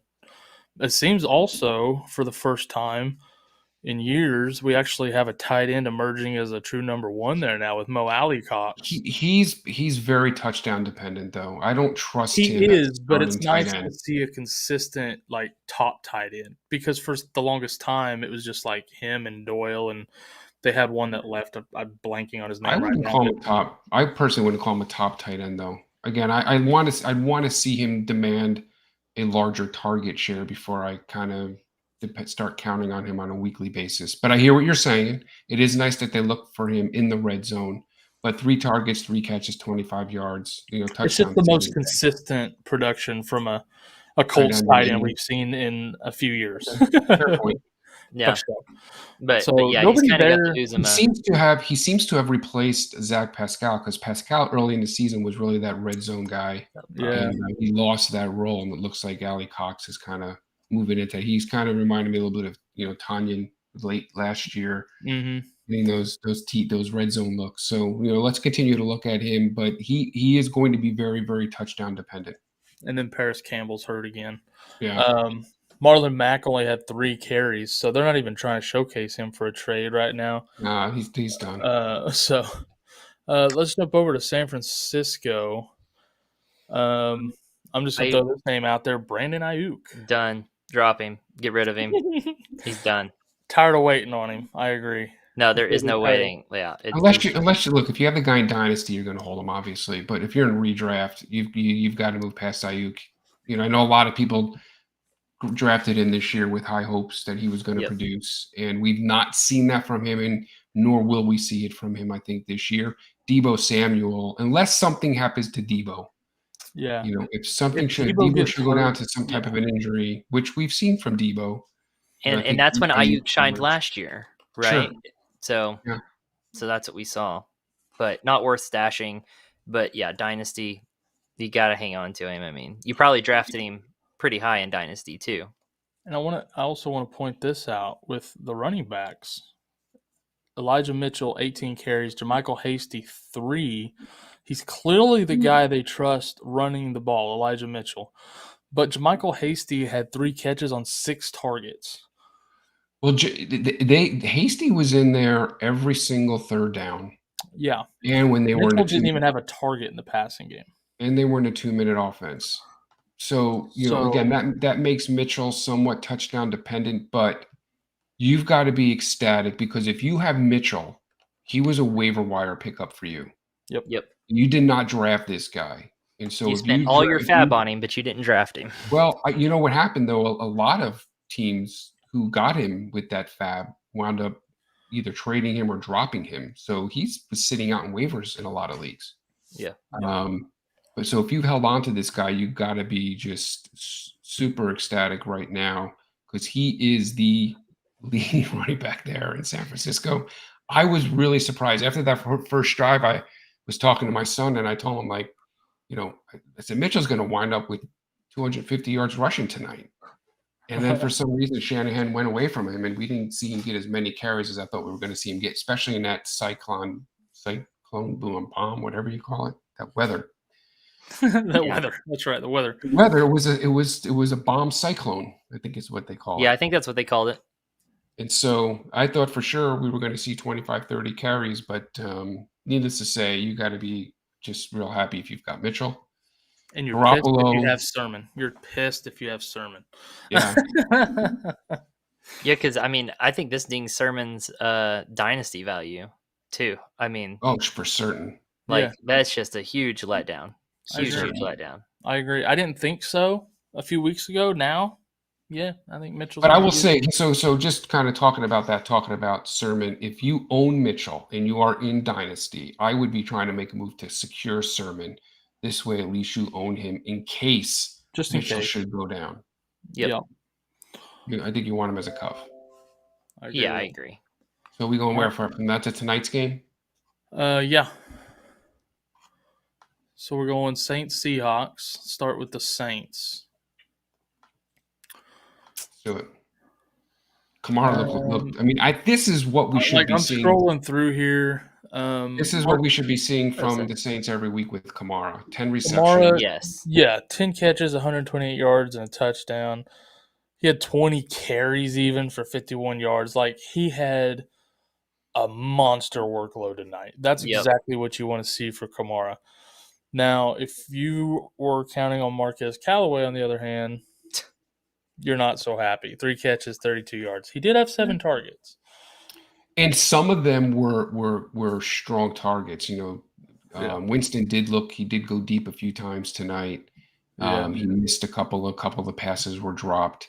Yep. So it wasn't necessarily a bad play if you decided to play Callaway tonight, because you're looking for the opportunity, you're looking for the upside, and Callaway does bring that, but he's very much a boomer bust receiver. So that's what you get when you go roll with the boomer bust guy. Yep, for sure. I don't think I'm really concerned about anyone else there. No. What about the Seahawks? Yeah. Again, we've been kind of beating this drum tonight. Quarterback play was just horrendous. Geno Smith looks horrible. I was waiting for him to get pulled. If you own DK, thankfully you had that one catch. That one play, yeah. I mean, how many yards was it? 85 yards? 84. He had one for 84 and another for 12, and that was it on the whole night. No, but 84 yards was half of Geno Smith passing yards on the night. Yeah. So you take that one play away, and DK was a bust tonight. This is what this is even less than what I expected from Lockett. Lockett again being that timing type receiver. Geno Smith not a timing quarterback. 2 for 12. Lockett, you can't even play Lockett right now as long as Russell isn't in the game. And you got to roll with DK because he gives you this type of potential. And if you drafted DK, you spent high draft capital on, just can't afford to bench him. No, I do think DK will have games going forward with more catches from Geno. It was raining and stuff out there tonight, so they ran the ball a little bit more probably. Plus, Well, Geno had 22 passes, so that's not many pass attempts. But out of those 22, 5 of them went to Metcalf. So it's a decent target share based on the number of passes he threw. Yeah. But you need to see more than that for DK to be really valuable and as a fantasy receiver. So right now, DK is no longer a wide receiver 1. He's really kind of a mid-range wide receiver 2 with upside. Are you dropping Lockett? Are you hanging I'm not dropping. No, you're not dropping Lockett. I'm waiting for Russell to come back. Waiting for Russell to come back. Lockett. Not my question. But even when Russell comes back, I do expect DK to kind of own, that passing offense. I think he will be the number 1 receiver there. Lockett is still what we always see from Lockett year after year. He's a higher end boomer bust guy. He's literally new age Desean Jackson. Like basically, that's a good way to say it. I mean, that's literally the new same age Desean Jackson. Did you come up with that on your own, or you read that someplace? Well, we've been comparing him to Deshaun and Vincent Jackson's both, but the new age part I added for a little bit of flair for our viewers. Copyright. Alex Collins was crap with his 16 carries tonight. New Orleans is tough against the run, so we kind of expected that. But I mean, he's a handcuff. You're playing can't trust Alex Collins, so it's not worth panicking on. I mean, you don't expect him to be Carson. So Alex Collins right now is a bye week fill-in. It's hard to find a running back on waivers who's going to give you 17 touches, which is what he gave you tonight. Yeah. So you've got to roll with that. It's just even if he didn't do anything with it, it's still the opportunity. It's hard to find that. He did enough for Derryberry, our first chatter of the night, to beat me by 3.5 points. He beat me by 3.5 points because of Alex Collins. Let's go to the questions here. Yeah, man, that's all of our games. So yeah, cool. I'll scroll up to the top and we'll just start going through these questions really quick. Andrew asks, "What receivers can I get for Chuba Hubbard?" I'd be trying to trade him to the CMC owner for anything he'll give you, probably. Yeah, I think so. A couple of names I would throw out there for a Hubbard is you might be able to buy a guy like Sterling Shepard low. Simply because, with the injury and if whoever owns Shepard is in need of a running back, you might be able to move him for a Shepard. Maybe we were talking tonight about Michael Pittman. It'd be, a nice guy, a guy that I would really kind of love to be able to move him forward, maybe like a Jalen Waddle. Jalen Waddle is really coming on. He's looking like the receiver to own in Miami. Miami has a very favorable schedule, and so that's a type of guy I would recommend. You think someone will give up Waddle for Chuba Hubbard at this point? I don't think as of right now, Hubbard is a starting running back, and someone's desperate. So who knows when CMC's coming back? Yeah, someone will be desperate. Yeah. So your window is closing on Hubbard, though. Maybe even CMC coming back. Maybe a Brandon Cooks could be a decent target also. Yeah, that would probably be a pretty decent target. I feel like Cooks might be a little bit more of a reach, but it certainly is possible. Maybe get him before Tyrod comes in. Exactly. Sure. If you can get Waddle, but I think you're going to probably be shooting more for the other guys we were listing there. Yeah. I traded Baba Booey. Hey, Baba Booey. What's up, man, Baba? All right. Yeah, traded CMC, Gibson, and Schultz for McLaurin, Darrell Henderson, and Gaskin. Thoughts? For context, I also have Dalvin Cook and Mitchell for running back and Cooper, Sterling Shepard, and Myers at wide receiver. Traded CMC, Gibson, and Schultz. McLaurin, Darrell Henderson, and Gaskin. So starting lineup now is going to be Dalvin Cook, Darrell Henderson, and probably I would assume Mitchell in the flex, and then his receivers will be McLaurin and Cooper. Yeah. Gibson has been disappointing. Yeah. And we're not sure quite, what we have in CMC right now. And when he comes back, who knows what that split looks like with him and Hubbard. So I don't know. What do you guys think? It's hard just because of the injury CMC and then the disappointment of Gibson. I mean, on the surface, it looks like I would rather have CMC, Cook, and Gibson as my 3 running backs. 2 running backs and a flex. That sounds killer. Sounds. But not realistically this year. If you're in, maybe not going to make the playoffs with your record right now, I definitely understand the move to get some healthy people in there and try to win some games. Well, he's given 2 injured players for 3 healthy ones. And McLaurin's Darrell Henderson has been solid. Yep. I like Darrell Henderson a lot. And Terry McLaurin, we saw what he could do yesterday. So there's a significant upgrade for you at the receiver position. So it does raise the ceiling on your overall potential each week. Yeah. I think if you need to win now, then that's a good move. I like it. Yeah. Yeah. But do you trust Gibson and CMC come weeks 10, 11, and 12?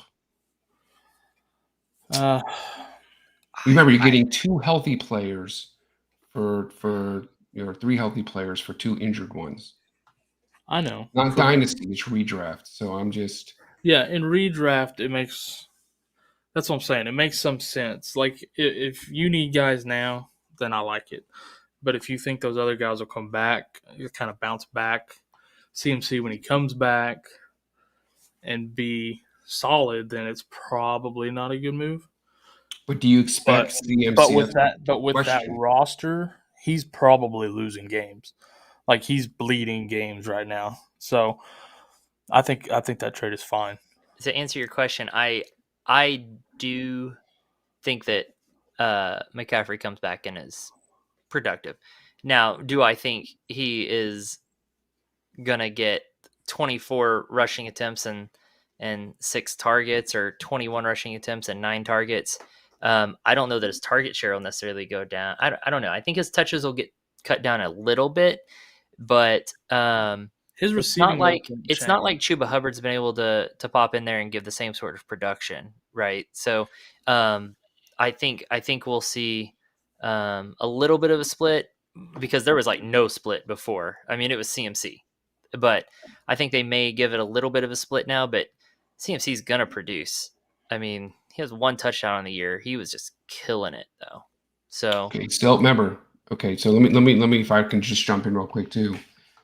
Coming off an ACL tear, he's not been able to stay healthy this year. He's had a significant hamstring injury. He didn't tear his ACL. What did he have last year? What was his injury? He had an ankle injury for a while and then a shoulder in his game back. He landed Is on that, his is that what they shut him down for last year? Yeah, they shut him down. I don't remember the exact injury, but it was to his shoulder. Okay. Maybe because I'm thinking Saquon. And then this year, so it went ankle, shoulder, and now hammy. So he hasn't had like the same injury any 2 times. So that's why I don't think it'll necessarily affect him as much. But we haven't seen him stay on the field healthy, so I do have concerns about CMC, and I also have concerns with Gibson, especially as we see McKissick getting more involved in that passing game. I think if you're looking to kind of flip them and get something of real value and getting, McLaurin is a legit wide receiver 1. And Darrell Henderson. I mean, those are 2. It's not like it's, if you're going to trade CMC, Henderson's the kind of running back you want to get for him. He's crushing it. Yeah, and McLaurin for Gibson, or vice versa, however you want to say it. But those are 2 very good producers for 2 hurt guys. So yeah, I'm fine with it. Yeah, I'm not against it. All right, let's go on to another one here, guy. Drop kick. No, I'm kidding. Drop Kirk or Bateman for Gallup. If I got to pick one, I'm dropping Kirk. But of those, do you like Gallup more than Bateman or Kirk? Rank them. Bateman, Gallup, Kirk. I'd rather have Gallup than Kirk. But you put Bateman at the top. Bateman's at the top. He's crushing it. I would agree. I also think Bateman he's higher on the pecking order in that offense than the other 2 in their respective offenses as well. Sure. And I think he gives Kirk you more just dropped upside one. I think Bateman gives you more upside on the season. Yeah, I agree. Kirk just dropped on the rung with Ertz coming in. So yeah, I think it's between Kirk and Gallup. But Kirk again Kirk has been a boomer bust guy. Yep. Yeah. Yep. Okay. What else we got over here? A little bit of chat. Malcolm Brown, just a reminder, is on injured reserve. A little bit of busting Corey's balls about Mike Davis advice. Yeah. But I owned up to it before I was told. If you find Aaron Jones in the sandbox, let me know. No joke, right? So, okay. There's Kellen Brown, Kamara. I was getting there, bro. I got it. Kamara, Michael Thomas, and Hawkinson for Diggs and Eckler. Yeah. Get Diggs and Eckler. You want Diggs and Eckler on that deal. Yeah, I mean, if you have an extra, I guess, tight end, since you're not getting a tight end back, I'm guessing that you have 2 pretty good tight ends. Probably got Knox or somebody like that off waivers. Hunter Henry, maybe. Trade Hawkinson. I definitely want to be on the Diggs and Eckler side of that in a vacuum. What do you think, Tony? Yeah, I think selling high on Kamara, buying low on Eckler, and if you can flip Michael Thomas and Hawkinson for Diggs. Yeah. I mean, easy, right? Again, in a vacuum, I think Diggs and Eckler are the most value. If you were to kind of put value on the players, you're getting, 2 elite guys. So Kamara looked great tonight, but I don't know that we're going to see that from him every week. Yeah. I could see doing that, especially if you need receiver help. Yeah. Agreed. Alrighty. Troy Dwayne, Devonte Smith, and Eli Mitchell for Hopkins. Yep. Yeah. Full PBR 12 team. My other running backs are Chubb, Carson, and Collins. Wide receivers are Ridley, Myers, Brandon Cooks, Renfro, Beasley, and Landry.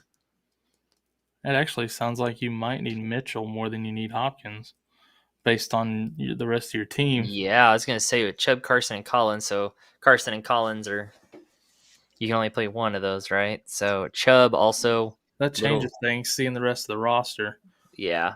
But at the same time, get Hopkins and then flip something else for another running back.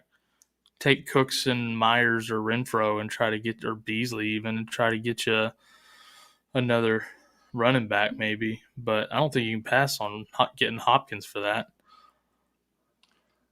Yeah, I don't think you can afford to move Mitchell. I don't think you can afford to trade him. I mean, I don't know who your starting running backs are going to be if you trade Mitchell. You've already got Carson is injured. Chubb is coming back from a calf injury. We don't know what to expect from Dearness Johnson. So you've really got to scratch those Seattle running backs, at least for now. Chubb is a big question mark. So if Chubb comes back and is able to resume what we had seen from him earlier in the season and gets healthy number of touches, it'd be nice to have him and Eli Mitchell. As much as I love Hopkins, I'd much rather have Mitchell and one of your other receivers than Hopkins and Collins as my starting running back. So I probably personally would not pull the trigger on that. Ridley is a starting receiver for you. Brandon Cooks is a decent receiver, especially with Tyrod Taylor coming back. I think you can probably piecemeal that or pull things together. Mitchell is not the guy I would be trading. Not with those running backs. I'd be trying to acquire running backs, to be honest with you. Not I was trying to going get to my only say, healthy starter. because you got some pretty reliable wide receivers there already, so might try to use them to get something else. I agree. Might trade in Chubb before there becomes some disappointment there. As of right now, the only healthy running back you have is Eli Mitchell. Why would you trade him? Yeah, because Alex Collins isn't startable, really, based on what we saw tonight. No. And Carson is, I'm not sure when we can expect him back. So, yep. And let's see what that offense looks like too without Baker, and with the Ernest Johnson. So I don't know. I would not move Mitchell. My thought is grab Hopkins and then take Chubb and Carson and try to trade them with the receiver for two different running backs with somebody. I would make that move before I move Mitchell. Receiver. Yeah, I'm not moving Mitchell until I have another running back secured or until That's a fair point. That's a fair point. I'm not moving him first for Hopkins, and then my running backs are in bad shape. Yeah, that's a good point. See if you can trade Chubb and Carson and maybe a receiver for a couple other running backs. And then trade those two for Hopkins. Or just trade. Or if you're going to trade, what if he could do Carson and Collins for Hopkins? Yeah, I mean, I would do that. I mean, why would you not? Absolutely, I would do that. Switching Carson and Collins for Eli Mitchell. But I don't know who's giving Carson and Collins and Devonta Smith for Hopkins. Like, I would never do that trade. No, I don't think anybody would. What's that? Oh, I was just saying, hey, try to get a better deal. if you can get Mitchell in Devonta Smith, I wonder if he has any running backs he can give you that you can maybe buy low on. But I don't want to kind of belabor the point. The point is you cannot afford to trade Eli Mitchell. You shouldn't even be looking at trading him. Yep, agreed. Alrighty, start Thielen or Gibson at flex. Thielen. I don't even know who they're playing yet. So Thielen is playing against Dallas. That's the guy you want. It don't even matter who Gibson's playing. Yeah. Oh, he's playing Denver. Yeah, Thielen. Yeah. Thielen there for sure. They play my team, and I didn't even know that yet because I'm still focused on this week. Plus, you're coming off the bye week. Everyone's healthy. Yep. Yeah, true. Okay, should I do Gibson and McKissick for Cordero Patterson? Yeah, I never thought I would actually be pausing. Like considering it, right? But I would probably do that. I would too. Cordero's killing it, and Gibson's just not healthy. Another thing about Cordell Patterson, I don't know how your league settings are, but he's real nice because in many leagues he's dual eligible. So you can start him in either the running back or the receiver position, which I think gives him added value, especially going through the bye weeks. Because you can use him as a replacement receiver or replacement running back, and that's hard to find. You love that. So yes, let me just add this one little caveat. I would do that, and again, all of these are assuming you're talking about redraft. Correct. If it's a dynasty league, you're not moving Gibson. Right. You're buying Gibson. And they're all in a vacuum too. I mean, it's like that last trade. Like, but Gibson, this one with the dual eligibility is easier to say, but But I'd rather moving forward. I'd rather have Patterson than Gibson and McKissick. Plus, you also rid yourself of the headache. You know, you don't have to even worry about that situation anymore. You don't have to worry about Gibson's shin. Who's the guy you should play? Simplify your roster and get one guy, Patterson, who you can plug and play every week. Yep. Okay. So, I traded Logan Thomas for Jonathan Taylor earlier this season when McCaffrey went down. Biggest steal of the season. Wow. How do I get in that league? Send me an invite. Yeah, put me in that league. Seriously. Is it worth picking up Sermon over Rashad Penny? Yeah. Rashad Penny's a number 3. I'd say Sermon's a number 2 if Mitchell gets hurt. Number 2.5, yeah. In that offense. So I'd rather have Sermon over Penny. I mean, I really don't want either one, but I don't know that I'm picking up either one of these players. Yeah, there's got to be someone with better upside, right? I would try and find a better way to use that roster spot than picking up a handcuff to Elijah Mitchell and a handcuff to Chris Carson. You know, maybe there's a better handcuff out there you can get. In fact, I would even go in and look at your defense's bye week and pick up whoever has the best matchup that week now and just hold them rather than have these 2 running backs right now. Give me a backup D over these guys. Tony, I guess you probably play in a league with Nbu Luffy here. With who? Trying to trade Waddle away. Should I trade Jefferson and Chubb for Chubb and Waddle? My bad. I read that wrong. I read it as, should I trade Jefferson and Chubb for Waddle? And I was like, did Tony send you a trade telling you how good Waddle is? Do you disagree? You don't think Waddle's good? I think he's good. But I would hate to take one of these top dynasty wide receivers from you in a trade. You know, I think if you need a running back, this trade is fine. But in a vacuum, I'd rather have Jefferson. So if you don't need a running back, just hang on to Jefferson. That's just my opinion. I know Tony's a little higher on Waddle than the rest of us. I do like Waddle. But no, I mean, I have Waddle. Well, the only place where I have Waddle is Dynasty. We were talking about Chubb earlier and the concerns we have with him already. I have some concerns about Chubb, but if you're desperate for a run, like if you need a running back, then do it. Yeah, I'd like to know the rest of your roster, Anbu. I'd like to know some who of your other players, either at the running back and receiver position. Do you have a flex? Is it PPR? Just remember, Chubb is the prototypical touchdown dependent running back. So if you're going to move Jefferson for a running back, you can probably get better than Chubb. Agree. Especially with Chubb being injured. So I would be looking to get someone. I would want like a top 5 running back almost, or somewhere in that category. Yes. Maybe Jonathan Taylor type.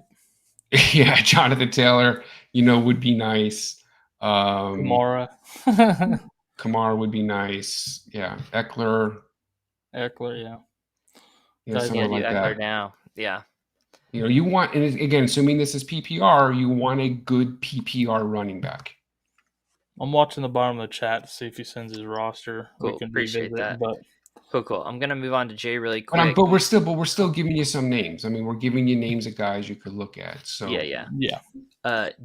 Do we have any update on Michael Thomas coming back? No, we kind of know what you know right now. That's not one of our connections, unfortunately. We do have some connections, but that wasn't one of them. Let me say this, Jay. Whatever the time frame is, add 2 to 4 weeks to it, because he is not coming back and going to be the Michael Thomas of 2019.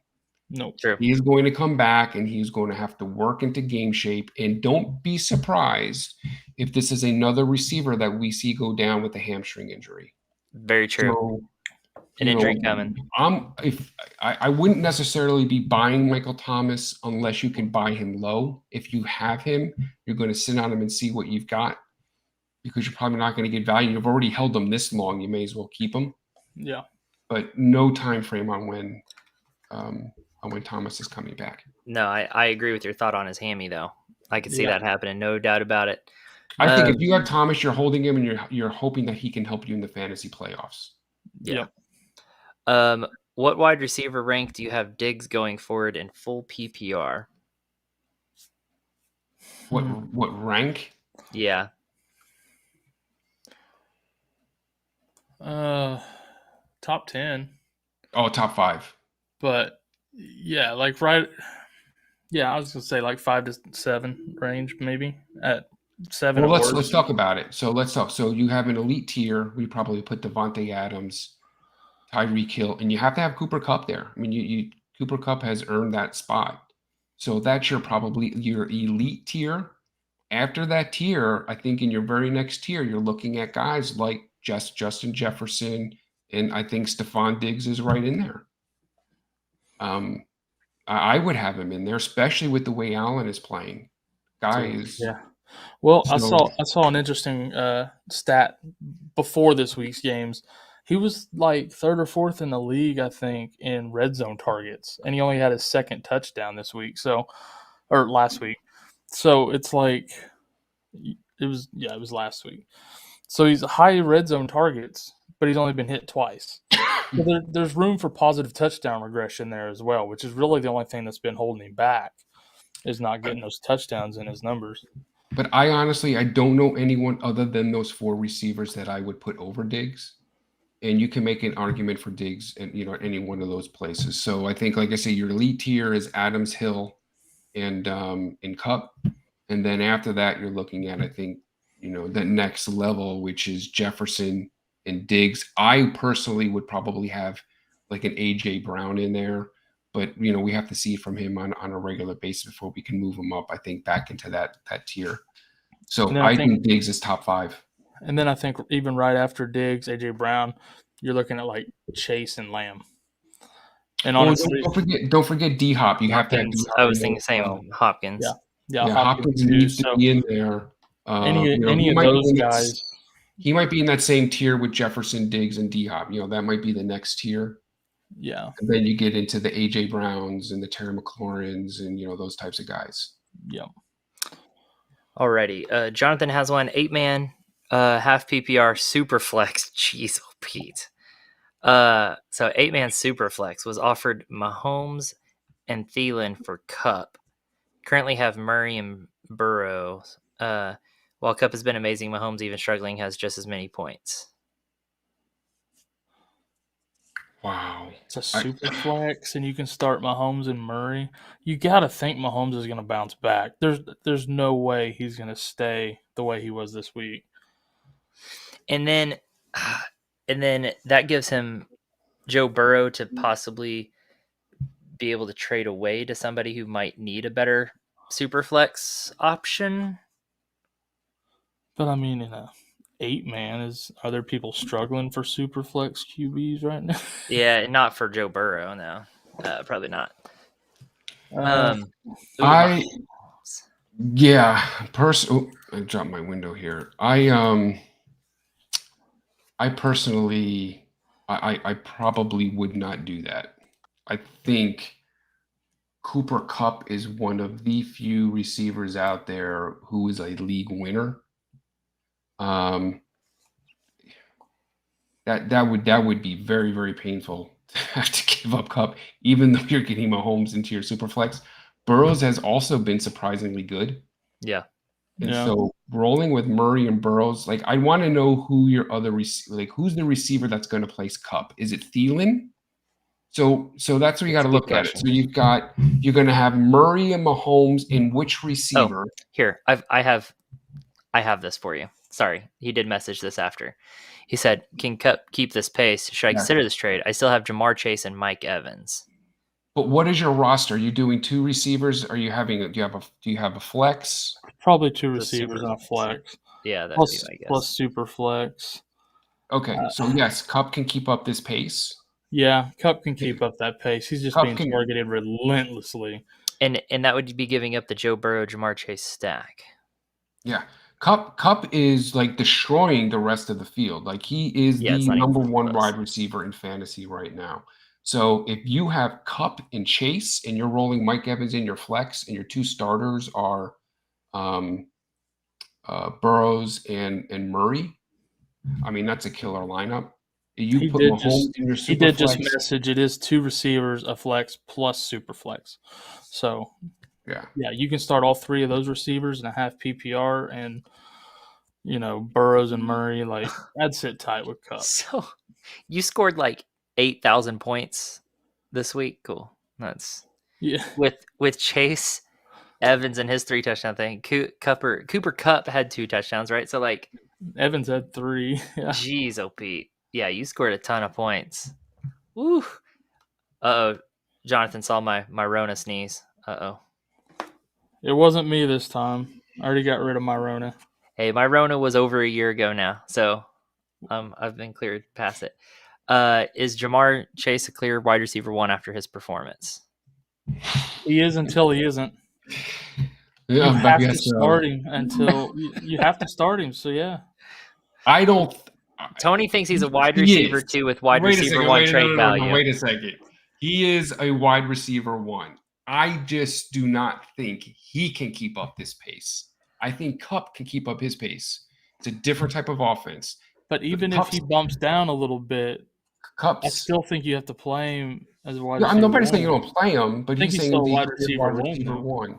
I think Chase, as the season progresses, is going to settle more into a mid to high wide receiver 2. Kupp has the numbers to support this pace with his volume share, the looks he gets, the quality of looks he gets, even in the red zone.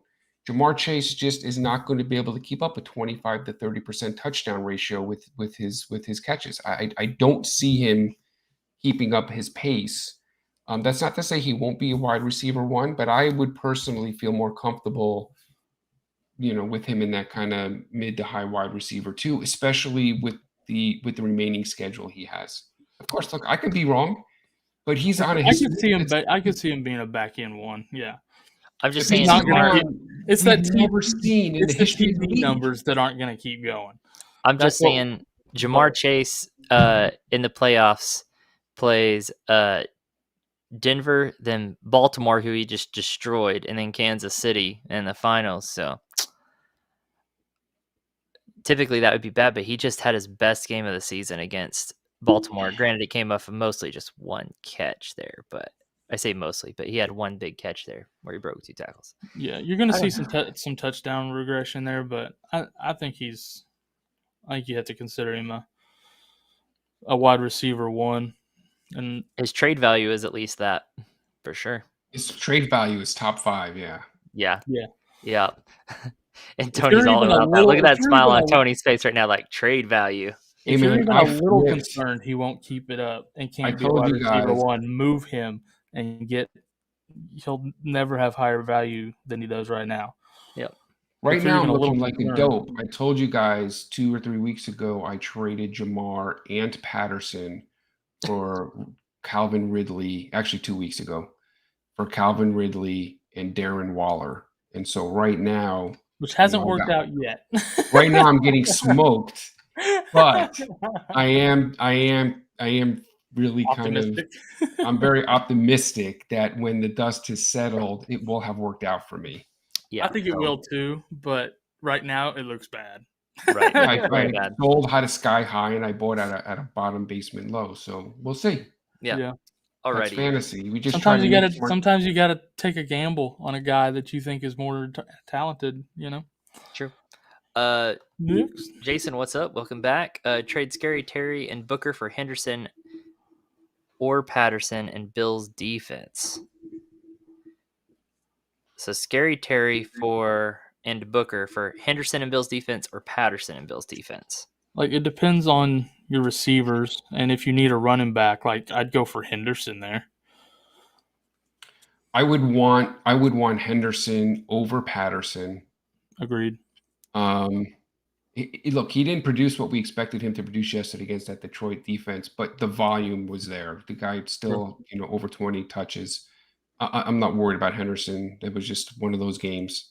As far as trading Scary Terry and Booker's has got zero value. So Booker isn't, the fact that he's in there doesn't really matter. It's more of this is a Terry McLaurin for a Henderson trade. And it really depends on the rest of your roster. Can you afford to move a receiver like Terry McLaurin, and do you need a running back? The Bills' defense is nice. I do have the Bills' defense myself, and they've been great this year. So that's a nice add-in. But I'd like to see the rest of that roster. What do you guys think in a volume? Like, do you think value-wise? In a vacuum? Yeah, I want Henderson. What did I say? Did I say vacuum? You said in a volume. In a vacuum. To be fair, it's very late where you're at. So, East Coast, so yeah, it's 1:30 my time. Heck, it's late where we're at. Who are we kidding? That's true. It's 12:30. We do this for you guys, though. I do in a vacuum, Henderson is who I want out of that whole list right there right now. I would agree. Yep. Oh, he just said Zeke, Connor, Booker at running back, A.J. Brown, Hill, Terry at receiver. A.J. Brown, Hill, Terry, Zeke, Connor, Booker. Yeah, you need a running back. Yeah, you need Henderson worse. Get Henderson. Yeah. You can definitely use Henderson. I guess you can play Connor if you have a flex. I guess you're playing Connor in your flex. I don't know who else you have that you can plug in there, but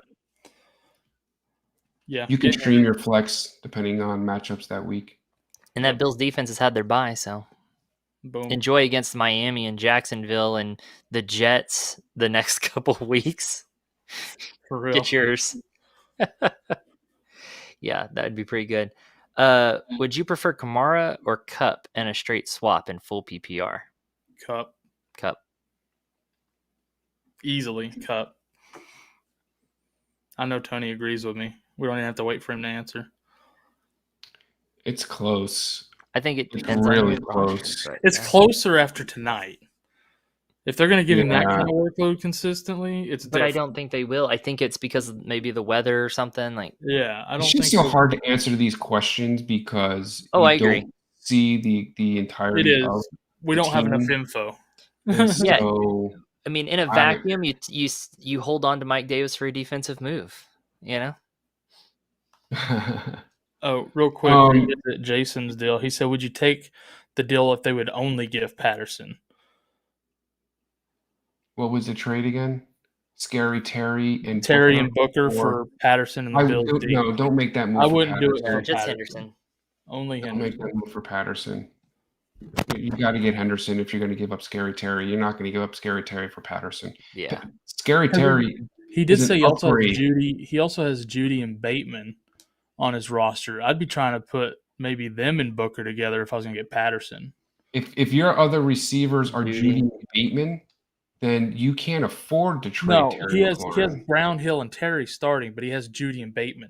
So I'm saying take Judy and Bateman to go and Booker and go get Patterson as a running back. Sure. Don't trade Terry for him. Yeah, I would agree with that. Okay. Going back to Cup or Kamara, go Tony. I'm going with Cup still, but even after tonight's workload for Kamara. Yeah, it's just the running backs have been such a mess, and Kamara is nice. I'm trying to see when is let's see the other nice thing about Kamara is that Kamara's already had his bye. Yep. So to me, that carries extra value, especially going through these these bye weeks over the next 2 or 3 weeks.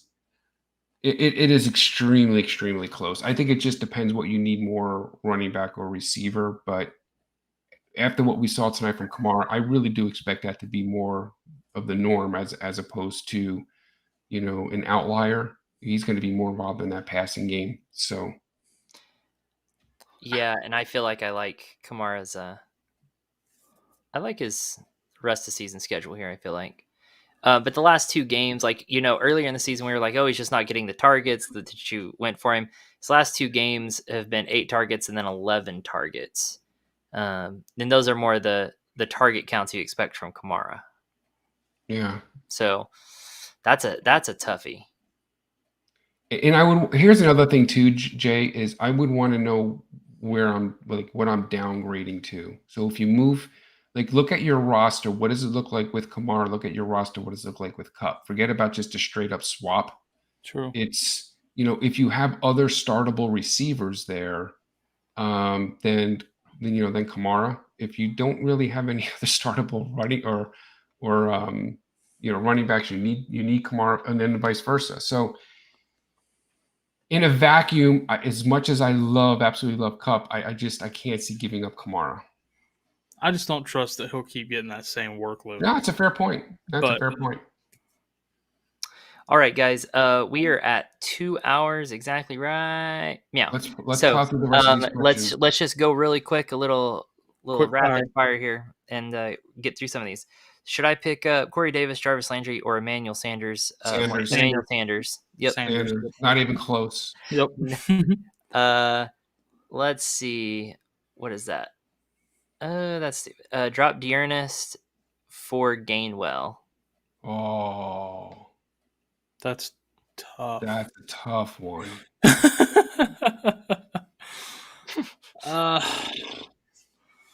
Gainwell does look like to be the guy who's going to replace Sanders, but Scott was also involved. I'm not sure what that split's going to look like. I think I'm hanging on to Dearness. What's that? Because I'm hanging on to Dearness because of what we talked about earlier. He's going to have a role in that even when everybody's back. Gainwell's going to have hardly anything again once Miles Sanders comes back. Yeah, but Sanders, they're talking about him missing multiple weeks. Yeah, he'll miss a few weeks, but I still think Dearness will be able to help you longer term. He's a more valuable handcuff, probably. They don't run the ball. If it were me, I hate just dropping a guy. Like, if it were me, and I know Kyle too, not so much Corey. Corey doesn't like to trade. So if it were me, I hate trading away my best players for sure. See if you can move Dearness. That's a little inside jab there. If you can move Dearness to the owner who has Chubb. Or Hunt, and see what you can get before you grab Gainwell. I hate the fact that you might just drop this guy outright. I would try to trade him first. Surely you got somebody you could not drop. Trade him anywhere. I'm almost more inclined to saying Gainwell because Chubb's coming back. Chubb owns that running back room. Even though I think Dearness is going to have a role. There is some nice potential there with Gainwell. So. Surely there's somebody else on your roster you can drop. That's the best answer. Surely there's somebody else you can drop. That's the best answer. Try and find somebody else to drop. Find a way to have both. Make a trade so you can have both. That's crazy. Jonathan, I just want to touch on this because we said earlier he had Chase, Mike Evans, and who else that went big? He also had the Cards D. You're welcome, and Nick Folk. So, holy cow! Yeah, his team went off this week. Here's one: Scary Terry or AJ Brown. Wait, what? Terry or AJ Brown rest the season, and are they both wide receiver ones?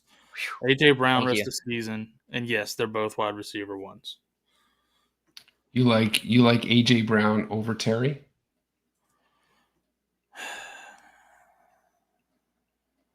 It depends on the health of Julio. If he stays hobbled, yeah. Are we talking about? Oh, we're talking about this rest of season. Who would you rather have? Yeah, I'm sorry. I read that and I was thinking Antonio Brown. No, AJ Brown. They're definitely both wide receiver ones, yes. To answer that part of it. I think we'll all agree on that. Okay. Can I jump in or you? I'm sorry. No, go. Yeah, I think I personally would put AJ Brown over Terry McLaurin. Yeah. For a couple of reasons. Number one, this is what we are going to see from AJ Brown, and we started to see it last week. Him kind of moving into that dominant role that we expected him to have on the season. He's going to be a target monster in this offense. He is not going anywhere. Terry McLaurin had a wonderful game yesterday, monster game, but he also disappeared for a couple. I think the problem with Terry McLaurin is not Terry McLaurin. but it's Heineke. Heineke has been missing many throws. He has not been very accurate, and so that is the one concern with McLaurin is not him. It's quarterback play, where AJ Brown does not deal with that. Tannehill is really highly underrated. He finished, and many people don't know this, but he finished last year as the quarterback 7. So I like AJ Brown over Terry rest of the season. Now, if anything happens with Desean Watson and he or Tua in a 3-way trade end up in Washington or whatever, does that change your opinion? If who winds up in Washington, Watson? If either Desean Watson or in a 3-way trade, there was a rumor briefly that maybe Tua could end up there if Watson goes to Miami. Does Tua or Desean Watson being QB change that position? Yeah, I mean, Terry has been the receiver over the past year who has shown to be fantasy relevant regardless of who's throwing the football. One of the very few receivers last year with what's his name, Allen, and he had asking with a guy from Ohio State. So if Tua goes there, Tua is a very accurate passer. I love Terry with Tua, and if Watson goes there, Terry's value shoots through the roof. Yep. Yeah, I agree. He's been good with crap QB play. You get him a even halfway decent quarterback, and he's gonna be truly scary, Terry. Well, I think that's why everyone was really high on him going into the season with Fitz. Yep. But as it sits right now, yeah, I think AJ Brown's gonna have a better rest of the season. Cool. All right, guys, that's it. Oh, there's somebody else here. I don't have anything else. I don't have Somebody anything else. picked up Tyler Bass. Is that just? It's Jason. Oh, yeah. Yeah, that's I'm guessing he probably won tonight with a Tyler Bass. Or no, what's going on? I don't know. Tyler Bass is on a bye. Yeah, I guess picked him up yesterday for next week. Somebody had to drop him for the bye. I don't know. That's a good kicker. It's a good kicker to have. Yeah. Oh, sure. You know this Jason guy? Huh? Yeah, he's been in our chat a bunch. A lot. Oh, but it sounds like you guys do fantasy with him. No, he had his roster up above and stuff. I meant personally, not just from he had Nick Folk this week, but he picked up Tyler Bass yesterday to play from here on. Somebody had to drop him for the bye, it sounds like. So now he's one of the best kickers going forward. So no doubt. Cool. Well, that's all we got, guys. It's been over 2 hours. It is really late for us. Thanks for staying up with us, Tony. Apologize to your nurses for us. And just kidding. Another kind of inside joke. Anyways, alrighty, we're going to wrap this up, guys. Thanks for joining us. It's been a lot of fun, and we'll see you, hopefully on Boom Bust Interactive tomorrow night with me and Kyle. We'll see you guys later. See you.